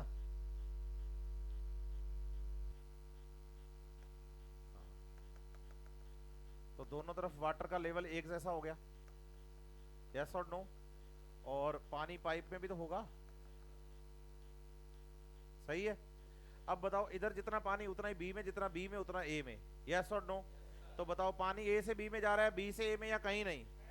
आज के बाद मत बोलना ऐसा, बोलो पानी दोनों तरफ जा रहा है, लेकिन जितना पानी ए से बी में आ रहा है उतना ही बी से। तो क्या मूवमेंट जीरो है? नहीं नहीं, बोलो नेट मूवमेंट जीरो है, ऐसे बोलो। क्या जीरो है, क्या जीरो है? समझ रहे हैं बात या नहीं? बताइए जब ट्रांसपोर्ट में क्या हो जाए, नेट मूवमेंट, नेट मूवमेंट, तो बोलो हम कहते हैं डायनामिक इक्विलिब्रियम आ गया। क्या बोलेंगे, क्या बोलेंगे? चलो डेफिनेशन ठीक कर दो। During diffusion molecules diffuse from higher concentration to through the medium till dynamic equilibrium and at dynamic equilibrium net movement is zero. कोई प्रॉब्लम? समझ आ रही हैं बातें? बढ़िया से बढ़े आगे फिर और सुन लो बात। मतलब जितना पढ़ाया उसमें कोई डाउट, क्योंकि फिजियोलॉजी खत्म करते करते आपके डाउट तो मैं सारे ही खत्म कर दूंगा। नहीं समझ रहा मेरी बात? क्योंकि इतने साल से पढ़ा रहा हूं तो मुझे पता तो है ही कि बच्चे कहां कहां फंसते हैं, तो बातें सारी बताऊंगा। इसलिए मैं कहता हूं कि जो मैंने पढ़ाया है उसमें कोई डाउट आए तो आप 10 बार पूछें। आप आगे की बात पूछेंगे उसके लिए फिर मैं यही कहूंगा कि बेटा थोड़ा वेट कर। समझ रहे हैं बात या नहीं?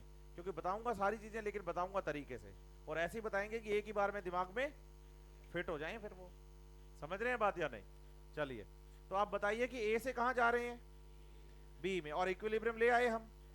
अब बताइए मीडियम कौन है, और पाइप से किसका ट्रांसपोर्ट करवाया आपने, वाटर का। अब कहानी थोड़ी बदलते हैं, मेरे साथ एक लाइन रिपीट करिए फिर उसको डायग्राम से समझेंगे। पूछिए क्या? During diffusion more than one type of molecules or substances can diffuse simultaneously। मतलब एक ही सिस्टम में एक से ज्यादा टाइप के सब्सटेंसेस एक साथ डिफ्यूज कर सकते हैं, and their diffusion not depends on each other but depends on their concentration gradient. वो एक दूसरे पर डिपेंड नहीं करेंगे लेकिन अपने कंसंट्रेशन ग्रेडियंट पर डिपेंड करेंगे। समझ रहे हैं बात या नहीं? अपने, जैसे फॉर एग्जांपल मैं आपको बताता हूं, मान लीजिए हमने क्या किया कि भाई जो ए सिस्टम है ना, इसमें ना हमने 1 टीस्पून रेड कलर की डाई मिला दी और बी सिस्टम में 1 टीस्पून ग्रीन कलर की डाई मिला दी। तो इधर का पानी क्या हो गया ग्रीन, हरा, यस और नो। और इधर का पानी क्या हो गया? तो बताओ कौन सा पानी लाल हो गया और कौन सा हरा? कौन सा पानी हरा हो गया और कौन सा लाल? ए वाला, बी वाला गलत, कोई भी हरा नहीं कोई भी लाल नहीं, क्योंकि कलर मिक्स हो गए, क्योंकि मीडियम प्रेजेंट है बीच में पाइप है ना। तो बोलो लाल रंग ए से कहां आ जाएगा और हरा रंग बी से। लेकिन मेरा क्वेश्चन ये है कि पहले लाल ए से बी में आएगा या हरा बी से ए में जाएगा? एग्जैक्टली आप ये बात बोलिए कि भाई जो कलर है ना, कलर लाल रंग ए से कहां जाएगा और हरा रंग सेम टाइम पे एक साथ। और बोलो सिस्टम कितने हैं, मतलब मीडियम पाइप कितनी है, मॉलिक्यूल कितने हैं? 2 है ना। और दोनों का डिफ्यूजन साइमल्टेनियस हो रहा है और एक दूसरे पर डिपेंड भी नहीं कर रहा है ना। लाल रंग कहता है कि मेरी कंसंट्रेशन ए में ज्यादा है मैं बी में जाऊंगा, हरा कहता है मेरी कंसंट्रेशन बी में ज्यादा है मैं ए में जाऊंगा, लेकिन एक टाइम पे जा रहे हैं। तो during diffusion more than one type of substances can diffuse simultaneously but independent from each other. They do not depend on each other but depends on their own concentration gradient. तो problem, बढ़ूं आगे। बच्चा कहता है sir botany वाले हो आप, ऐसे बोलो, बायोलॉजी का टीचर हो और अभी तक पढ़ा रहे हो बीकर, पाइप, फुटबॉल, रंग, पानी, इसमें कोई लिविंग स्ट्रक्चर तो है ही नहीं, तो कोई लिविंग भी पढ़ाओगे क्या? तो बोलो बिल्कुल पढ़ाएंगे, बोलो बिल्कुल पढ़ाएंगे। लेकिन डिफ्यूजन पढ़ाते टाइम पहले सारा कुछ नॉन लिविंग से समझाया जाता है। पूछो क्यों? बताइए, एनसीईआरटी लिखती है diffusion note depends on living. बोलो ऐसे, मतलब क्या है इसका कि डिफ्यूजन होने के लिए लिविंग होना जरूरी? अच्छा, मैंने मेरी बॉडी पे परफ्यूम लगा लिया, सारे कमरे में खुशबू फैल गई, ये लिविंग है। पानी बह रहा है, लिविंग है। हवाएं चल रही हैं, लिविंग है। पानी ए से बी में आ रहा है, लिविंग है। फुटबॉल पुश होकर बी टैंक में गिर गई, लिविंग के कैरेक्टर हैं। बस बोलो डिफ्यूजन होने के लिए लिविंग होना जरूरी? लेकिन फिर भी हम पढ़ रहे हैं। पूछो क्यों? क्योंकि लिविंग में डिफ्यूजन होता है। ऐसे बोलो, diffusion note depends on livings but occurs in living.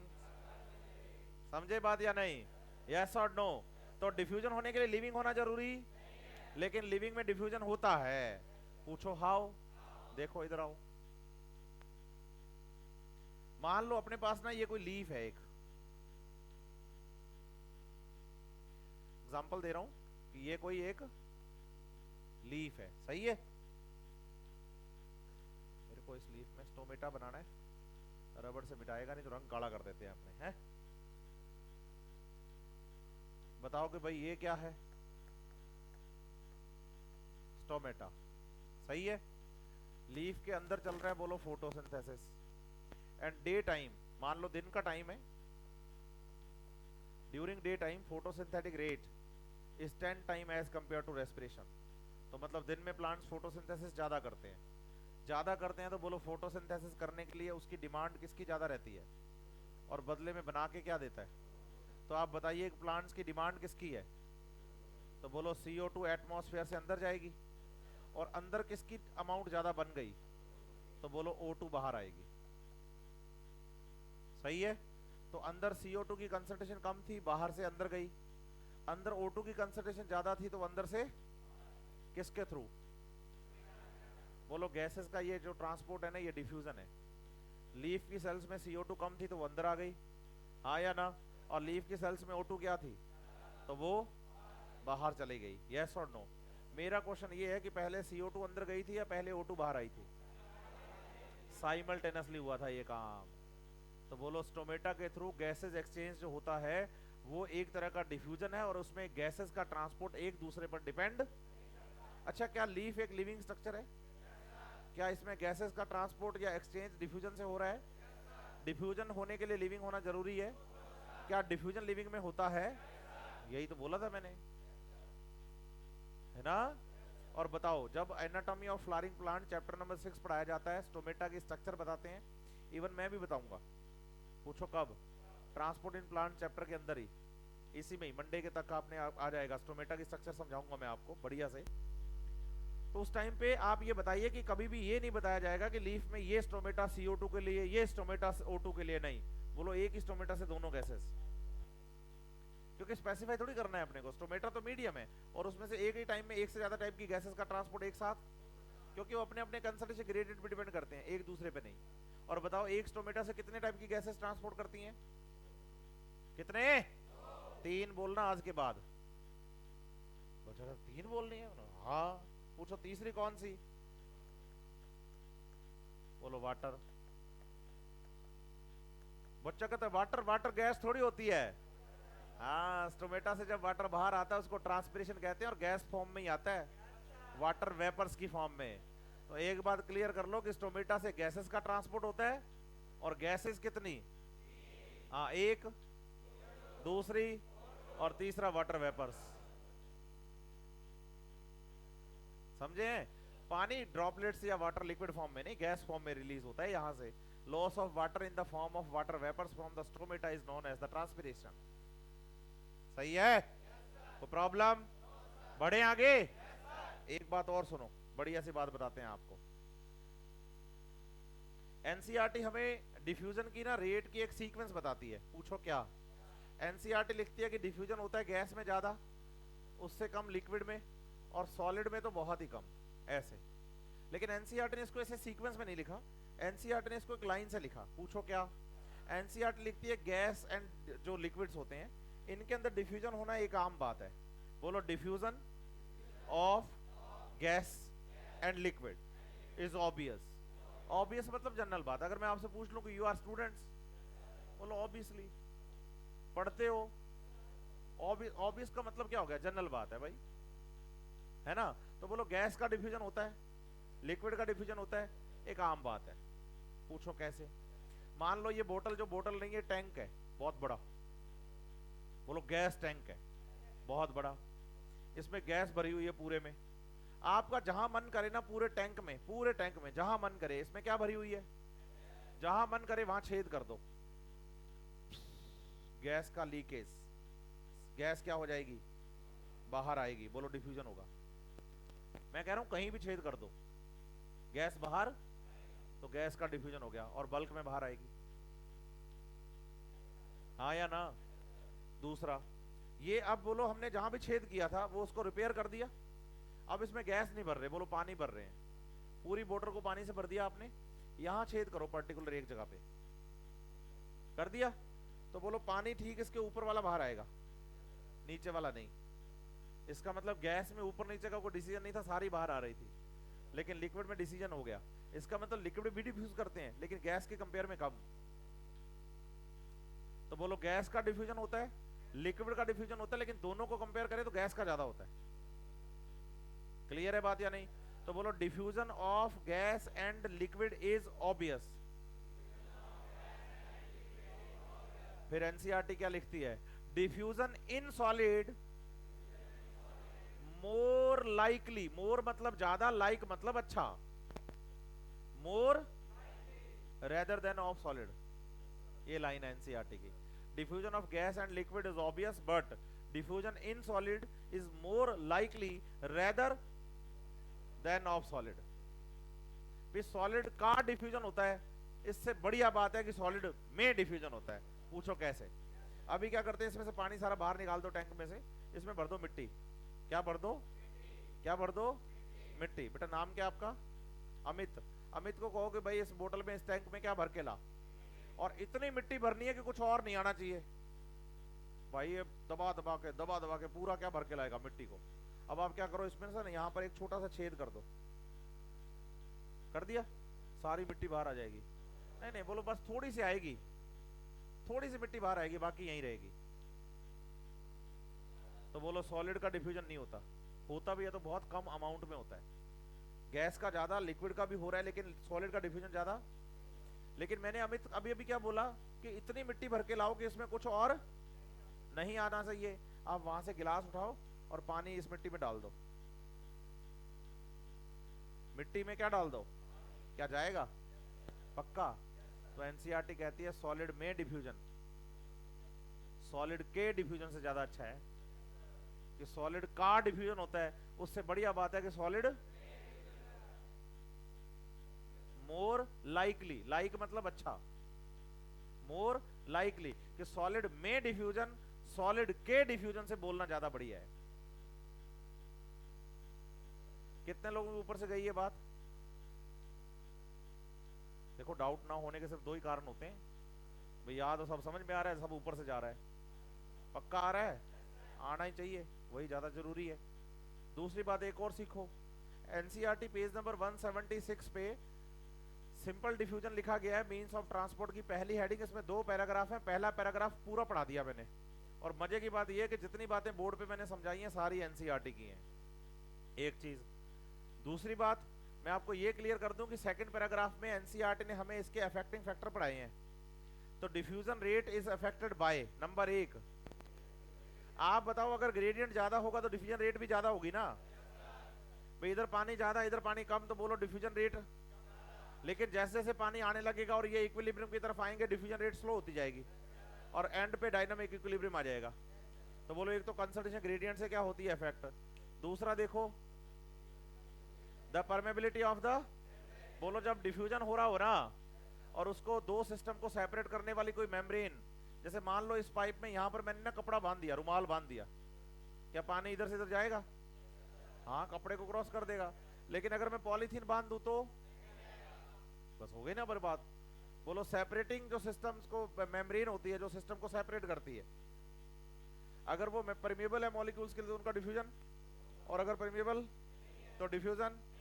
इसका बेस्ट एग्जांपल देता हूं, देखो हम आम घरों के बच्चे हैं और आम घरों से आए हैं हम, और हमने जुगाड़ करना सीखा, वी आर इंडियंस, यस और नो।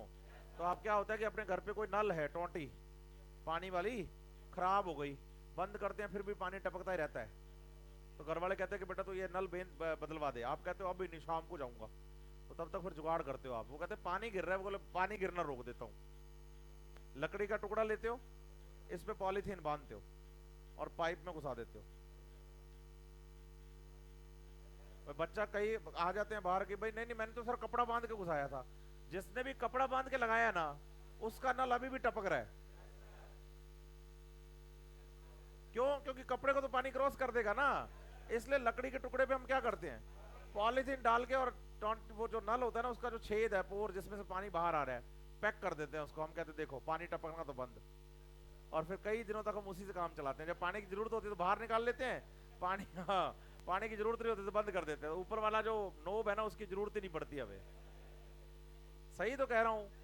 हाँ, तो ये भी तो पानी टैंक में फुल था और बाल्टी में नहीं था, इसलिए पाइप के थ्रू डिफ्यूज हो गया। डिफ्यूजन ही तो है, आपने परमेबिलिटी ऑफ मेम्ब्रेन से पैक कर दिया उसको कि ऐसी मेम्ब्रेन पैक कर देंगे जो परमेबल नहीं होगी, सिंपल सी बात है। नंबर 3 देखो, टेम्परेचर से डिफ्यूजन रेट बढ़ती है और टेम्परेचर कम हो जाए तो डिफ्यूजन रेट, पूछो कैसे? ऐसे समझो मई जून का महीना फुल गर्मियां, और आपकी क्लास ऐसे दोपहर में जैसे आज शुरू हुई वैसे शुरू हुई, हाँ या ना, और आप आके बैठे 5 फ्लोर 6 फ्लोर चढ़ के आए हो ऊपर, 2 फ्लोर चढ़ के आए हो, 3 फ्लोर चढ़ के आए हो, ऐसे बिल्डिंग में एंटर कर रहे हो, घर से पैदल चल के आए हो, साइकिल चला के लाए हो, यहाँ आके बैठ गए, हाँ या ना? पड़ोसी को 2 मिनट में पता चलता था कि बिना नहाए आया बंदा आज, क्योंकि बदबू मारते हो आप गर्मियों में। क्यों? क्योंकि स्मेल गर्मियों में जल्दी फैलती है। सर्दियों में 2-3 दिन भी ना नहाओ ना बच्चा तो भी पड़ोसी को पता नहीं चलता कि नहाया नहीं नहाया, क्योंकि स्मेल फैलेगी नहीं, क्योंकि टेम्परेचर क्या है, कम। तो बोलो लो टेम्परेचर पर डिफ्यूजन रेट स्लो होती है और हाई टेम्परेचर पर डिफ्यूजन, नहीं समझ रहे बात, हाँ या ना? अच्छे से। बच्चा कहता है ऐसा क्यों? बोलो हाई टेम्परेचर बढ़ाने पर क्या होता है कि काइनेटिक एनर्जी मॉलिक्यूल्स की बढ़ जाती है। इसका सिंपल एग्जांपल देता हूं, आपको अगर पानी अपने बर्तन में भरा हुआ है कहीं और उसको हिलाना है तो हाथ से हिलाना पड़ेगा, तो पानी हिलेगा, वरना वो शांत है। ठंडा पानी, आप ना बर्नर ऑन करो गैस का और उसमें पानी रख के गर्म करना शुरू करो। जब वो बॉईल होता है ना, बॉईल खुद ही नाचता है, फिर हिलाने की जरूरत नहीं, अपने आप ही हिलता है। वो कहता है एनर्जी इतनी ज्यादा हो गई कि अब मैं टिक के नहीं बैठ सकता। तो बोलो टेम्परेचर बढ़ने पर काइनेटिक एनर्जी बढ़ती है। इसलिए गर्मियों में हवाएं तेज चलती हैं बजाय सर्दियों के। हम कहते हैं गर्मियों में लू चल रही है बाहर, तो लू इसलिए चल रही है क्योंकि टेम्परेचर क्या है, हाई, और एयर प्रेशर जो है ना बच्चे, एक तरफ ज्यादा एक तरफ क्या है, कम, तो गैस जल्दी डिफ्यूज करेगी। तो सर्दियों में बदबू नहीं फैलती, खुशबू नहीं फैलती, लेकिन गर्मियों में जल्दी फैलती है। क्यों? बिल्कुल, क्योंकि टेम्परेचर बढ़ने पर डिफ्यूजन बढ़ता है। फोर्थ देखो, प्रेशर लगाने पर डिफ्यूजन रेट बिगड़ती है, बदलती है। लेकिन बच्चा कहता है टेम्परेचर बढ़ाने पर डिफ्यूजन रेट और टेम्परेचर कम करने पर, तो वो ऐसे याद कर लेता है कि प्रेशर बढ़ाने पर डिफ्यूजन बढ़ता है, प्रेशर कम करने पर डिफ्यूजन। गलत बात। बोलो प्रेशर के लिए डिपेंड करता है कि आपने प्रेशर किस डायरेक्शन में लगाया। जैसे मैं बताऊं कि पानी जा रहा है ए से, आप ऐसे खड़े हो जाओ और प्रेशर आप ए से बी की तरफ लगाओ पानी की पाइप में, तो बोलो पानी का फ्लो था ए से बी, प्रेशर भी लगाया ए से, ट्रांसपोर्ट फास्ट हो गया। तो डिफ्यूजन की डायरेक्शन में ही प्रेशर लगाया जाए तो आप बताइए डिफ्यूजन रेट बढ़ती है। और अब बताओ पानी आ रहा है ए से और प्रेशर लगा रहे हो बी से, तो बोलो डिफ्यूजन की डायरेक्शन के अपोजिट क्या लगाया जाए, तो रेट क्या होती है। ये एनसीईआरटी खत्म। लेकिन इसके अलावा एनसीईआरटी से एक क्वेश्चन और पूछा जा सकता है, पूछो क्या, कि diffusion rate also depends on the size of the molecule. ये ऐसा फैसिलिटेटेड डिफ्यूजन में लिखा है एनसीईआरटी ने, लेकिन ये एप्लीकेबल सिंपल डिफ्यूजन के लिए भी है। ठीक है बात या नहीं? बोलो साइज बड़ा तो डिफ्यूजन स्लो, और साइज छोटा मॉलिक्यूल का तो डिफ्यूजन। हाँ, इसको आप आरएफएलपी से भी याद कर सकते हो। जेल इलेक्ट्रोफोरेसिस में एनोड पर डीएनए के टुकड़े आकर इकट्ठे होते हैं, जो डीएनए सबसे छोटा होता है वो सबसे फास्ट आता है, और जिसका मॉलिक्यूलर वेट ज्यादा होता है वो धीरे। तो ऐसे याद कर लो, RFLP restricted fragment length polymorphism पढ़ते हैं जब हमने, तो उसको ऐसे याद कर लो। मैं ये डिफ्यूजन नहीं है, वो तो अट्रैक्शन है एनोड और पॉजिटिव और नेगेटिव का। लेकिन एक एग्जांपल दे रहा हूँ, आप इसको डिफ्यूजन मत मानिएगा, एक एग्जांपल दे रहा हूँ कि जिनका साइज, जिनका मॉलिक्यूलर वेट कम है वो जल्दी आ गए, जल्दी फास्ट हो गए, मूव कर गए, और जिनका मॉलिक्यूलर वेट क्या है, ज्यादा, वो लेट आए। सिंपल बात है, हाँ या ना? अच्छे से ये कंप्लीट हो गया आपका सिंपल डिफ्यूजन। इसमें कोई प्रॉब्लम हो तो बताओ। पक्का? देखो डाउट ना होने के कारण कितने, और दोनों क्लियर हैं अपने। अभी मैं बात कर रहा हूं आपसे फैसिलिटेटेड डिफ्यूजन एक्टिव ट्रांसपोर्ट की, ठीक है? बताइए, एक मेम्ब्रेन है, क्या है ये? एक मेम्ब्रेन। बोलो फॉस्फोलिपिड बाई लेयर्स होती हैं, लेयर्स होती हैं, लेयर होती हैं, लेयर या layers? Layer. Phospholipid by layer, molecule दो दो, इसलिए बाई लेयर, लेकिन मेम्ब्रेन लेयर एक ही होती है ना? तो बताओ कि सेल मेम्ब्रेन या मेम्ब्रेन, बोलो ऐसे, या बायो मेम्ब्रेन, है ना? बोलो नॉन पोलर बाइलेयर।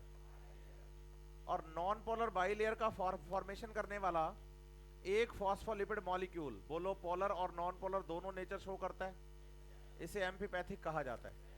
लेकिन अगर आपसे कोई मेम्ब्रेन के बारे में पूछे ना, तो non polar tail of the phospholipid molecules is protected from aqueous environment, इसलिए मेम्ब्रेन का ओवरऑल नेचर जो हम बताते हैं बच्चे, वो नॉन पोलर बताते हैं। कोई पूछे कि मेम्ब्रेन को बनाने वाला फॉस्फोलिपिड कैसा, तो बताओ एम्फीपैथिक। मेम्ब्रेन को बनाने वाला फॉस्फोलिपिड कैसा, लेकिन मेम्ब्रेन का ओवरऑल नेचर कैसा, मेम्ब्रेन का ओवरऑल नेचर कैसा, नॉन पोलर। समझ रहे बात या नहीं? आप सोचे, मान लीजिए हमारे पास ये कोई क्या है एक, और सेल की ये जो बाउंड्री दिख रही है, ये बोलो इसकी सेल, और इस मेम्ब्रेन का इतना सा टुकड़ा पढ़ रहे हैं हम यहाँ, ठीक है?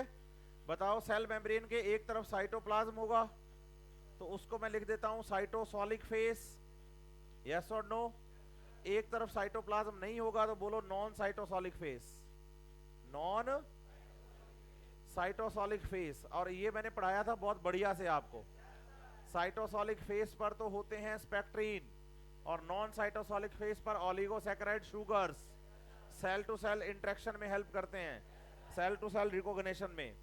एंटीजन, एंटीबॉडी और फर्टिलाइजेशन का एग्जांपल देके बढ़िया से पढ़ाई थी बात आपको, रिमेंबर अच्छे से।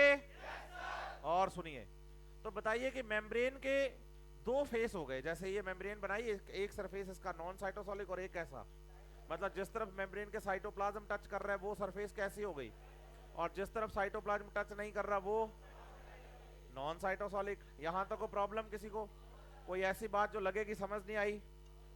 बढ़े आगे और सुनिए, अब बताइए कि भाई साइटोसोलिक फेस की बात करें, किसकी? तो बाहर की तरफ क्या है, यहां ना मॉलिक्यूल्स प्रेजेंट हैं, बोलो ये जैसे,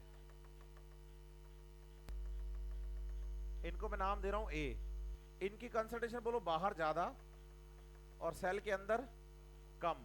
ऐसे बोलो कोई मॉलिक्यूल है बी, बाहर कम और अंदर ज्यादा। आवाज नहीं बच्चे पीछे से, सही है? तो बाहर ज्यादा अंदर, या अंदर कम और बाहर ज्यादा, सही है? ये मॉलिक्यूल बोलो नेचर में है नॉन पोलर। नॉन पोलर का मतलब होता है जिन पर कोई चार्ज या फिर वाटर से रिएक्ट, उनको हाइड्रोफोबिक या नॉन पोलर कहा जाता है। हाइड्रो या हाइड्रो या, ठीक है। दूसरे नंबर पे याद करो आप कि भाई एक ना मॉलिक्यूल है बोलो सी नाम का, किस नाम का? बाहर तो कम है और अंदर, बाहर तो कम है और अंदर ज्यादा है। ऐसे बताओ कोई मॉलिक्यूल है डी नाम का, किस नाम का? बोलो बाहर और अंदर कम, सही है बात या नहीं? बोलो ये सी और डी जो हैं ये पोलर हैं। पोलर मतलब जिन पर चार्ज होता है या वाटर से क्या करते हैं, जिन पर चार्ज होता है या वाटर से रिएक्ट करते हैं उनको क्या कहते हैं? क्या कहते हैं? पोलर। सही है बात, यस और नो?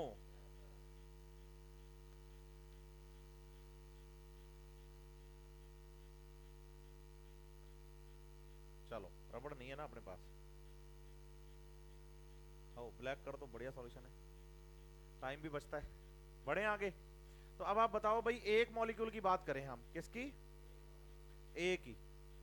ए की कंसंट्रेशन बाहर क्या है, अंदर क्या है? कहता है मैं सेल के अंदर आऊंगा और मेम्ब्रेन को क्रॉस करूंगा। बोलो यूं कर जाएगा, यूं बोलो इजीली क्रॉस करेगा।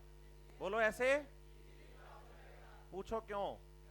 क्योंकि मॉलिक्यूल ए नॉन पोलर है, मेम्ब्रेन का नेचर भी non polar, non polar match कर गए। तो non polar membrane non polar molecules को, हाइड्रोफोबिक मेम्ब्रेन हाइड्रोफोबिक मॉलिक्यूल्स को रेजिस्ट नहीं करती है, और हाइड्रोफोबिक या non polar molecules across the membrane according the gradient easily cross कर जाते हैं, इजीली क्रॉस कर जाते हैं। यस और नो? इस 20 को बच्चे आपका टेस्ट है, मेरे को याद आ गया, आप सिलेबस नोट करिए जल्दी से, फिर आगे बढ़ते हैं अपने। Enzyme, photosynthesis in higher plants, respiration in plants, transport in plants, mineral nutrition. ठीक है, 5 हो गए। Enzyme, photosynthesis, respiration in plants, transport और मिनरल न्यूट्रिशन। ठीक है, जब आपका टेस्ट होगा तब plant growth and development chapter आपका चल रहा होगा, उससे पहले पहले कंप्लीट हो जाएंगे बाकी सारे। ठीक है, आगे बढ़े। तो बताइए ए नाम का मॉलिक्यूल इधर क्या है बच्चे? ज्यादा, इधर क्या है? कम। तो according to gradient across the membrane, high concentration to low concentration move कर जाएगा ना। तो बोलो इसे, इसके मूवमेंट को कहेंगे डिफ्यूजन, लेकिन इसमें किसी भी प्रोटीन की कोई हेल्प, इसलिए क्या बोलेंगे? और ये अकॉर्डिंग टू क्या हो रहा है, इसलिए पैसिव ट्रांसपोर्ट भी होगा, इसमें कोई एनर्जी नहीं लगेगी। हाँ या ना? बोलो इसी की नकल करते हुए डी मॉलिक्यूल कहता है मैं भी सेल से बाहर क्या हूं? ज्यादा। अंदर क्या हूं? मैं भी आऊंगा अकॉर्डिंग टू ग्रेडियंट। मेम्ब्रेन कहती है कि भाई नहीं, मैं नॉन पोलर, तू पोलर, नेचर मैच नहीं करेगा। यस और नो? और बोलो जब नेचर मैच नहीं करेगा ना, तो बताइए फिर हेल्प ली जाएगी, बोलो एक ट्रांस मेम्ब्रेन प्रोटीन्स की, जिनको हम टनल या चैनल के नाम से जानते हैं। तो बताइए ट्रांस मेम्ब्रेन प्रोटीन्स की हेल्प ली जाएगी, बोलो ऐसे। और उन ट्रांस मेम्ब्रेन प्रोटीन्स से ये मॉलिक्यूल्स अपनी higher concentration to lower concentration move करेंगे। बोलो हाई टू लो कंसंट्रेशन जा रहे हैं, तो है तो ये भी क्या, लेकिन इसमें ट्रांस मेम्ब्रेन प्रोटीन की हेल्प ली गई है, तो इसका मतलब ये फैसिलिटेट करवाया गया है, तो इसे कहेंगे फैसिलिटेटेड। लेकिन ये भी याद रखिए कि इसमें एनर्जी का खर्च, इसका मतलब ये ट्रांसपोर्ट भी कैसा कैसा। कोई प्रॉब्लम अच्छे से? हाँ बताइए मॉलिक्यूल्स चाहे पोलर हो और चाहे नॉन पोलर, बोलिए ऐसे। मॉलिक्यूल्स चाहे पोलर हो और चाहे पोलर और चाहे अक्रॉस द मेम्ब्रेन अगर जाएंगे ना, against the gradient, against the, हमेशा प्रोटीन की हेल्प लेनी पड़ेगी। बोलो बिना प्रोटीन की हेल्प लिए जा ही नहीं सकते, चाहे पोलर हो और चाहे नॉन पोलर, इस बात का कोई फर्क नहीं पड़ता। बोलो ऐसे, इस बात का कोई फर्क नहीं पड़ता कि आप पोलर हो या नॉन पोलर। अगर आप अगेंस्ट द क्या जा रहे हैं, अगेंस्ट द क्या जा रहे हैं, तो आपको हमेशा एक प्रोटीन की हेल्प लेनी पड़ेगी। इस प्रोटीन को बोलेंगे बच्चे आप क्या, पंप प्रोटीन्स। क्यों? क्योंकि पंप प्रोटीन्स जो होते हैं वो अगेंस्ट द ग्रेडियंट जाने में खर्च करते हैं एनर्जी। क्या खर्च करते हैं, क्या खर्च करते हैं? और बोलो जिस ट्रांसपोर्ट में एनर्जी खर्च होती है उसे एक्टिव ट्रांसपोर्ट कहा जाता है। क्या कहा जाता है? कोई प्रॉब्लम अच्छे से? कोई प्रॉब्लम? एनसीईआरटी पेज नंबर 178 देखें आप, हेडिंग है comparison between the different type of transports. उसके ठीक नीचे टेबल है बच्चे उसी टॉपिक के अंदर, एक 4 कॉलम है। पहले कॉलम में प्रॉपर्टी, दूसरे कॉलम में सिंपल डिफ्यूजन, तीसरे कॉलम में फैसिलिटेटेड डिफ्यूजन और चौथे में एक्टिव ट्रांसपोर्ट लिखा गया है। आप क्या करिए, सिंपल डिफ्यूजन, एक्टिव और फैसिलिटेटेड के बारे में जो लिखा गया है ना, उसको अपने हाथ से कवर करिए। आप सिर्फ प्रॉपर्टीज को ओपन रखिए अपने सामने, आंसर आप खुद दीजिएगा, बाकी सब पैक कर दीजिए। हाथ रख लीजिए, कोई कॉपी रख दीजिए, कुछ भी कर लीजिए, ढक दीजिए उस पोर्शन को, सिर्फ आप प्रॉपर्टीज को ओपन रखिए। ठीक है, चलिए सबसे पहली प्रॉपर्टी बताइए क्या है। Required the special membrane. आप ये डायग्राम देखकर बताइए कि किसमें प्रोटीन काम करती हैं, फैसिलिटेटेड डिफ्यूजन में और किसमें प्रोटीन काम नहीं करती? तो हो जाएगा सिंपल डिफ्यूजन के लिए नो, फैसिलिटेटेड के लिए यस और एक्टिव ट्रांसपोर्ट के लिए भी। कोई प्रॉब्लम? क्या बात है। नंबर 2 पे आओ, हाईली सिलेक्टिव। देखो सेल मेम्ब्रेन जब पढ़ते हैं ना हम, बायो मेम्ब्रेन्स, तो कहा जाता है कि जो मेम्ब्रेन्स होती हैं वो सेलेक्टिवली परमिएबल और क्वासी फ्लूइड या सेमी फ्लूइड होती हैं। बताइए मेम्ब्रेन्स का क्वासी फ्लूइड या सेमी फ्लूइड नेचर, बोलिए ऐसे। उनके फॉस्फोलिपिड की वजह से, और मेम्ब्रेन्स का सेलेक्टिव नेचर उनके ट्रांस मेम्ब्रेन प्रोटीन्स की वजह से होता है। समझ रहे हैं बात या नहीं? तो ट्रांस मेम्ब्रेन प्रोटीन्स की वजह से क्या होता है? Selective nature. सही है बात या नहीं? और फॉस्फोलिपिड बाइलेयर की, मतलब फॉस्फोलिपिड की वजह से। तो अल्टीमेटली सिलेक्शन कौन करवाता है? प्रोटीन। कौन करवाता है? प्रोटीन। चलो एक एग्जांपल लेते हैं। देखिए बच्चे, ये अपने पास ना एक मेम्ब्रेन है। क्या है ये? मेम्ब्रेन है। इसके एक साइड मॉलिक्यूल हैं A B C D E F G H, ऐसे करके 8 मॉलिक्यूल बनाए हैं मैंने। और लेकिन मेम्ब्रेन में प्रोटीन है 1 2 3 4 टाइप की प्रोटीन है। यस और नो? याद करिए जब मैंने आपको एंजाइम्स पढ़ाए थे तो मैंने कहा था एंजाइम्स या proteins are specific for their substrate because each and every protein is a specific amino acid sequence. Proteins अपने सबस्ट्रेट के लिए स्पेसिफिक होती हैं, हाँ या ना? इसका मतलब बी के लिए प्रोटीन है, डी के लिए प्रोटीन है, एफ के लिए प्रोटीन है, एच के लिए प्रोटीन। तो बोलो मेम्ब्रेन में इन चारों के लिए प्रोटीन तो है, लेकिन बाकियों के लिए प्रोटीन। तो आप बताइए कि ये मेम्ब्रेन ए सी ई जी के लिए परमिएबल, लेकिन ये परमिएबल है बी डी एफ एच के लिए, क्योंकि उसके लिए प्रोटीन्स हैं। तो इसका मतलब बाहर मॉलिक्यूल 8 थे लेकिन परमिएबल 4 के लिए ही है, क्योंकि जिसके लिए प्रोटीन्स होंगे उसके लिए क्या होंगे। तो सिलेक्शन करने का नेचर प्रोटीन्स की वजह से आता है, बोलो ऐसे। और प्रॉपर्टी लिखी गई है हाईली, तो बोलो सिलेक्टिव वही होगा जिसमें प्रोटीन्स काम करेंगे, बोलो ऐसे। सिलेक्टिव वही होगा जिसमें प्रोटीन्स। क्या सिंपल डिफ्यूजन सिलेक्टिव है?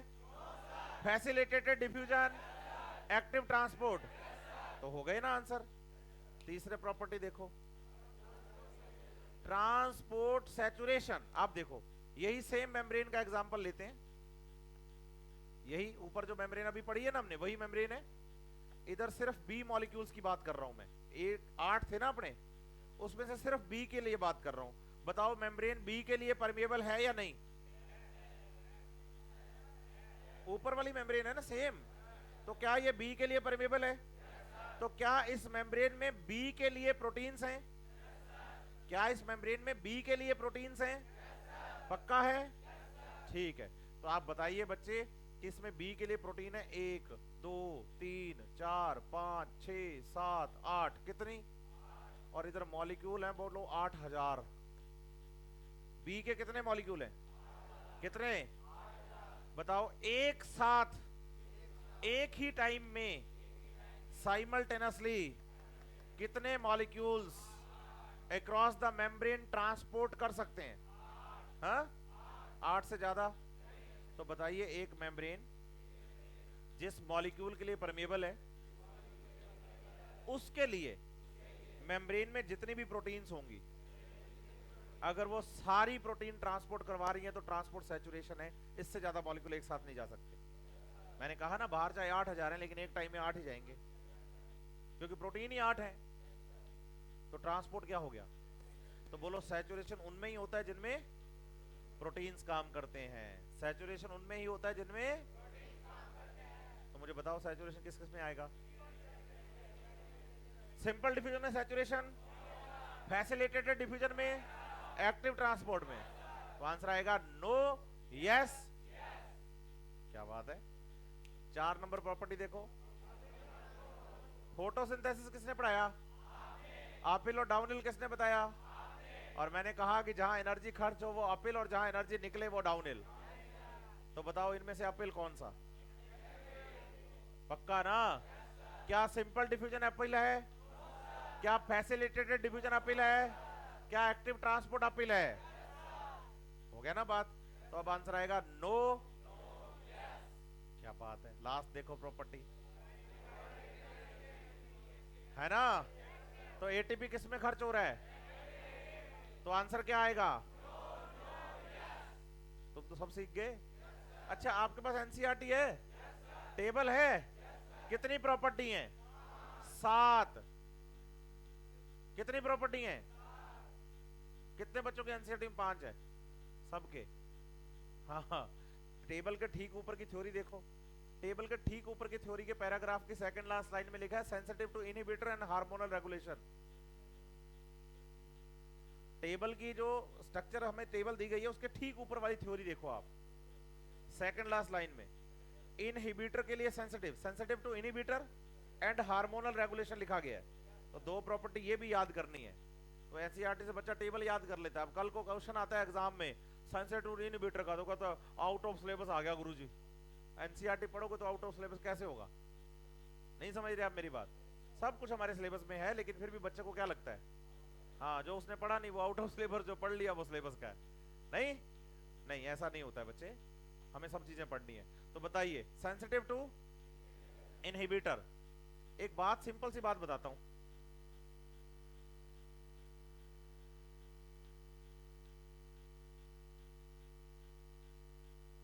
टेबल, टेबल के ठीक ऊपर की थ्योरी, थ्योरी की second last line sensitive to inhibitor and hormonal regulation, साफ साफ लिखा हुआ है, हाँ या ना? एक छोटी सी बात है, आपने देखो आप अपने घर में, रूम में, क्लासरूम में कहीं भी बैठे तो दरवाजा तो होता ही है। ये लकड़ी का दिख रहा है आपको दरवाजा? क्या है ये? लकड़ी का जो दरवाजा सामने दिख रहा है ये दरवाजा है? पक्का? अगर मैं कहूं कि आप रूम में आइए तो कहां से आएंगे? डोर से। और आप बाहर जाइए तो कहां से जाएंगे? तो आप इस लकड़ी में से क्रॉस करके जाते हैं। तो आप तो कह रहे हैं दरवाजा यही लकड़ी वाला ही है। अच्छा, खोल देंगे कैसे? स्क्रू ड्राइवर से, फिर हाथ से। शाबाश बच्चों। डोर वो स्पेस है, खाली स्पेस, जो पोरस स्ट्रक्चर होती है दीवार के अंदर। पोर जिसमें से आप आते हो और जाते हो, वो होता है डोर। ये जो लकड़ी का पलड़ा दिख रहा है ना आपको, ये तो कंट्रोलर है। बोलो डोर ओपन कर दो तो बोलो पोर खोल दो। डोर क्लोज कर दो, बोलो पोर क्लोज कर दो। है ना अमित? है ना? यहां पे बैठा बैठा दरवाजा खोल के दिखा, नहीं खोल पाओगे। इसका मतलब जाना पड़ेगा, दरवाजे को पकड़ना पड़ेगा, फिर खोलोगे। और मैं कहूं दरवाजा क्या कर दो, बंद कर दो, तो यहां से बैठे बैठे जादू से बंद थोड़ी कर देंगे। वी आर स्टूडेंट्स नॉट जादूगर। यस और नो? तो आप बताओ कि भाई हम जाएंगे, दरवाजा पकड़ेंगे, फिर बंद कर देंगे। इसका मतलब इस लकड़ी के पलड़े के साथ, कंट्रोलर के साथ जाके आपको क्या करना पड़ रहा है? रिएक्ट करना पड़ रहा है, इंटरेक्ट करना पड़ रहा है। यही बात इनहिबिटर और हार्मोन्स के लिए है। मानिए कोई मॉलिक्यूल जो है बच्चे, वो इधर से इधर क्या कर रहा है? सब्सटेंस मूव कर रहा है across the membrane according to gradient. लेकिन सेल चाहती है कि नहीं नहीं अभी तेरी जरूरत नहीं है, तू बता। सही है बात या नहीं? तो सेल का कंट्रोलर कौन? बोलो डीएनए। तो डीएनए क्या करेगा? कुछ केमिकल्स बनवाएगा यहां पर स्पेशल टाइप के। बोलो ऐसे। डीएनए क्या करेगा? यहां कुछ केमिकल्स बनवाएगा। बोलो जैसे क्या बना? एक इनहिबिटर बना। क्या बना? और ये जाकर इस प्रोटीन से क्या कर लेगा? रिएक्ट कर लेगा। और ये इस प्रोटीन की फंक्शनिंग को क्या कर देगा? रोक देगा। तो बोलो इनहिबिशन हो गया। इनहिबिशन किसका हो सकता है? बोलो एक्टिव ट्रांसपोर्ट का और फैसिलिटेटेड डिफ्यूजन का, क्योंकि इसमें प्रोटीन्स काम करती हैं और प्रोटीन्स की फंक्शनिंग को रोका जा सकता है। और अगर फ्यूचर में आप चाहो कि यार जो काम हो रहा है ना वो और फास्ट हो जाए, वो तो बोलो यहां से कोई प्रमोटर बना के भेज दो। आप क्या कर दो? कोई प्रमोटर बना के भेज दो और उसको कह दो जाके कि भाई तू प्रोटीन से जुड़ और काम को क्या कर दे? फास्ट। तो हार्मोनल रेगुलेशन किसका हो सकता है? बोलो जिनमें प्रोटीन्स काम आती हैं। और प्रोटीन्स किस में काम आती हैं?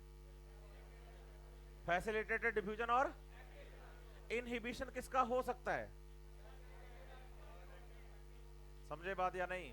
सोचो अगर किसी दरवाजे के लकड़ी के पलड़े हो ही ना तो बोलो ऑलवेज ओपन, ऑलवेज ऑलवेज। क्या इनहिबिशन और हार्मोनल रेगुलेशन सभी प्रोटीन्स का होता है? नहीं, बोलो सबका नहीं होता। एनसीईआरटी पेज नंबर 177 पे आओ आप। 177 सेकंड पैराग्राफ है फैसिलिटेटेड डिफ्यूजन का। 177 पे proteins form channels in the for the molecules to sub channels are always and others some are या can be and some are large, some are। और NCERT some are large में example दे रही है पोरीन्स का। Cell membrane किसने पढ़ाई? और Monera भी पढ़ लिया आपने। और पोरीन सेल मेम्ब्रेन में मैंने बताए थे और मोनेरा में आपको बताए थे डाइवर्सिटी वाले सर ने। यस और नो? और दोनों की बात आपको याद होगी। पोरीन्स are make form large huge pores in the outer membrane of chloroplast, mitochondria and some bacteria। some bacteria क्यों? क्योंकि आउटर मेम्ब्रेन सिर्फ ग्राम नेगेटिव में होती है, क्योंकि ग्राम नेगेटिव की सेल वॉल बाइलेयर्ड होती है और आउटर मेम्ब्रेन होती है उसकी सेल वॉल लिपोपॉलीसेकेराइड की लेयर, जिसमें पोरीन्स प्रेजेंट होते हैं। और पोरीन्स पोर क्या बनाते हैं? बड़े बड़े पोर बनाते। तो मॉलिक्यूल तो हर तरह का आ जा सकता है ना। इसलिए हम कहते हैं कि outer membrane of the plastids and mitochondria is permeable for all kind of substances. हर तरह के मॉलिक्यूल्स आ सकते हैं, मैक्रो मॉलिक्यूल्स नहीं। यस और नो? एनसीईआरटी पढ़ के देखो, सेकंड पैराग्राफ की लास्ट लाइन क्या कह रही है? Allowing substances up to the size of small to the transport protein. मतलब जिनका साइज इस पोरीन से क्या होगा? छोटा, वो इजीली क्रॉस कर जाएंगे। सही है बात? यस और नो? बढ़े आगे। नेक्स्ट देखो एनसीईआरटी क्या कह रही है। Figure 11.1 and show that an extra cellular molecule bound to the transport protein and then this protein is rotates. Yes और no? And molecule free into the cytoplasm या सेल। वो ब्लैक पेन दे, एक cap दे, चल रहने दे, इसी से काम चलाते हैं। ये मान लो एक प्रोटीन है, ट्रांसमेम्ब्रेन प्रोटीन। देखो ये extra cellular molecule attach to the protein, बाहर से जुड़ा, then protein rotate and molecule release into the cytoplasm. Yes और नो? अच्छे से चलो। कोई रफ पेज फाड़ो भाई कॉपी का, या ऐसे कोई पेज पड़ा हो तो मेरे को दे दो। रफ होना चाहिए, वापस नहीं मिलेगा, मिलेगा तो थोड़ा सा फटा हुआ मिलेगा। रफ है, दे दे। इधर देखो आप अमित, यहां आ बेटा मेरे पास। ये एक मेम्ब्रेन है, फॉस्फोलिपिड बाइलेयर। ये मेम्ब्रेन का टुकड़ा है, पकड़ लो इधर से पकड़ लो, मैं दोनों हाथों से बताऊंगा। ये ट्रांस मेम्ब्रेन प्रोटीन है, आर पार है मेम्ब्रेन के, तभी ट्रांस मेम्ब्रेन है। ये आउटसाइड द सेल है, ये इनसाइड द सेल है। Extra cellular molecule attach to the protein, clear है? And then protein rotate. हो गई ना गलत बात? बोलो प्रोटीन फ्लिप फ्लॉप करते ही नहीं, लिपिड्स करते हैं। तो फ्लिप फ्लॉप वाली बात तो बैठेगी नहीं, मामला सही नहीं बैठा। बोलो ऐसे गड़बड़ हो गई ना। अब बोलो फिर रोटेट कैसे? ऐसे अंदर से, प्रोटीन के अंदर से। ये जो पेन है इसके अंदर जो रिफिल है वो खोखली है, प्रोटीन भी ऐसी है। देन प्रोटीन रोटेट करेगी तो मॉलिक्यूल आर पर जाएंगे। जैसे F0 पार्टिकल को H+ क्रॉस करते हैं तो अपने एक्सिस पर रोटेट करता है, उसके साथ जुड़ा हुआ F1 पार्टिकल कॉन्फर्मेशनल चेंज और एटीपी बना देता है। याद आया नहीं आया? तो चैनल्स ऐसे काम करते हैं। ऐसे काम करेंगे तो भाई मेम्ब्रेन ही तोड़ दोगे आप, और मेम्ब्रेन तो पहले बेचारी नाजुक है, delicate structure, lipid bilayer, semi fluid. Diagram देखो, एनसीईआरटी यही तो कह रही है कि फिगर 11.1 शो दैट, हाँ या ना? अब डायग्राम के अंदर प्रोटीन देखो बच्चों, ऐसा बना हुआ है, ऐसा ही है प्रोटीन। देखो आप, हैं एक्स्ट्रा सेलुलर मटेरियल इधर से जोड़ा है सेल ने, देखो आप डायग्राम के अंदर। अब अगर ये प्रोटीन यू रोटेट करती तो एनसीईआरटी में एरो ऐसे होना चाहिए था ना, है ना? लेकिन आप एरो देखो बिल्कुल अंदर से है, ठीक है? इसका एग्जांपल क्या दिया एनसीईआरटी ने? एक्वापोरिन्स, जो कि वाटर चैनल बनाती हैं। एनसीईआरटी कहती है एक्वापोरिन्स। देखो पोरिन्स बोलो ऐसे, प्रोकैरियोटिक कैरेक्टर बोलो, पोरिन्स प्रोकैरियोटिक कैरेक्टर। कौन क्या है? सही है बात? यस और नो? लेकिन एक बात और भी याद करो, पूछो क्या? एक्वापोरिन सब में होती हैं, प्रोकैरियोट हो, यूकैरियोट हो, यूनिसेलुलर हो, फंजाई हो, एनिमल हो, हर जगह। पूछो क्यों? क्योंकि मेम्ब्रेन का नेचर बताओ कैसा? कैसा? और वाटर तो पोलराइज्ड होता है, तो फिर अक्रॉस द मेम्ब्रेन पानी क्रॉस कैसे करेगा? आप जो पानी पीते हो आपकी सेल्स को कैसे मिलता है? बोलो वाटर चैनल के थ्रू। हर एक लिविंग मेम्ब्रेन के अंदर वाटर चैनल होते हैं, और उन वाटर चैनल्स के थ्रू वाटर क्या करता है? मूव। और एक वाटर चैनल का फॉर्मेशन कितनी प्रोटीन करती हैं? कितनी? नहीं, ऐसे नहीं बोल रहे हैं। आप बताओ, अभी तक हमने डिफरेंट टाइप के लिविंग ऑर्गेनिज्म में वाटर चैनल जो देखे हैं ना, उनमें हमें 8 तरह की अलग अलग एक्वापोरिन्स मिली हैं। आप ये मत सोचो कि एक वाटर चैनल को 8 प्रोटीन मिलकर बना रही हैं। Water channels are form by 8 different type of, तो 8 डिफरेंट टाइप ऑफ एक्वापोरिन का मतलब ये हो गया कि एक चैनल का फॉर्मेशन 8 प्रोटीन नहीं। अभी तक हमने अलग अलग लिविंग्स में जो वाटर चैनल पढ़े हैं ना, उनके अंदर हमें 8 अलग अलग तरह की क्या दिखी हैं? ये लाइन है अगली, देखो आप एग्जांपल के अंदर एनसीईआरटी ने पढ़ाया। अच्छा, पोरिन्स किसका कैरेक्टर? प्रोकैरियोट्स का, यूकैरियोट्स का? और एक्वापोरिन्स बोलो सब में होती हैं। आप अपने अंदर भी देखो ना, यूरिन फॉर्मेशन की बात करते हो ना, जब आप नेफ्रॉन पढ़ते हो तो ग्लोमेरुलस से जब फिल्ट्रेशन नीचे आता है हेलने लूप में, तो सर कहते हैं कि यहाँ से एक्स्ट्रा मिनरल्स निकाल दिए जाते हैं, और फिर कहते हैं मिनरल्स के पीछे पीछे पानी भी जा रहा है वाटर चैनल्स के थ्रू, और यूरिन का कंसंट्रेशन बढ़ जाता है। तो जब भी मेम्ब्रेन क्रॉस करोगे तो किससे क्रॉस करोगे? हाँ, ये याद कर लो आप, वाटर चैनल्स होते हैं मेम्ब्रेन्स में, चाहे प्रोकैरियोट हो, चाहे यूकैरियोट हो, चाहे फंजाई हो, चाहे प्लांट हो, चाहे एनिमलिया। अब जिंदा हो। वेरी गुड, समझ आई बात? 2 बातें और जो बच्चों को कंफ्यूज करती हैं, पूछो क्या?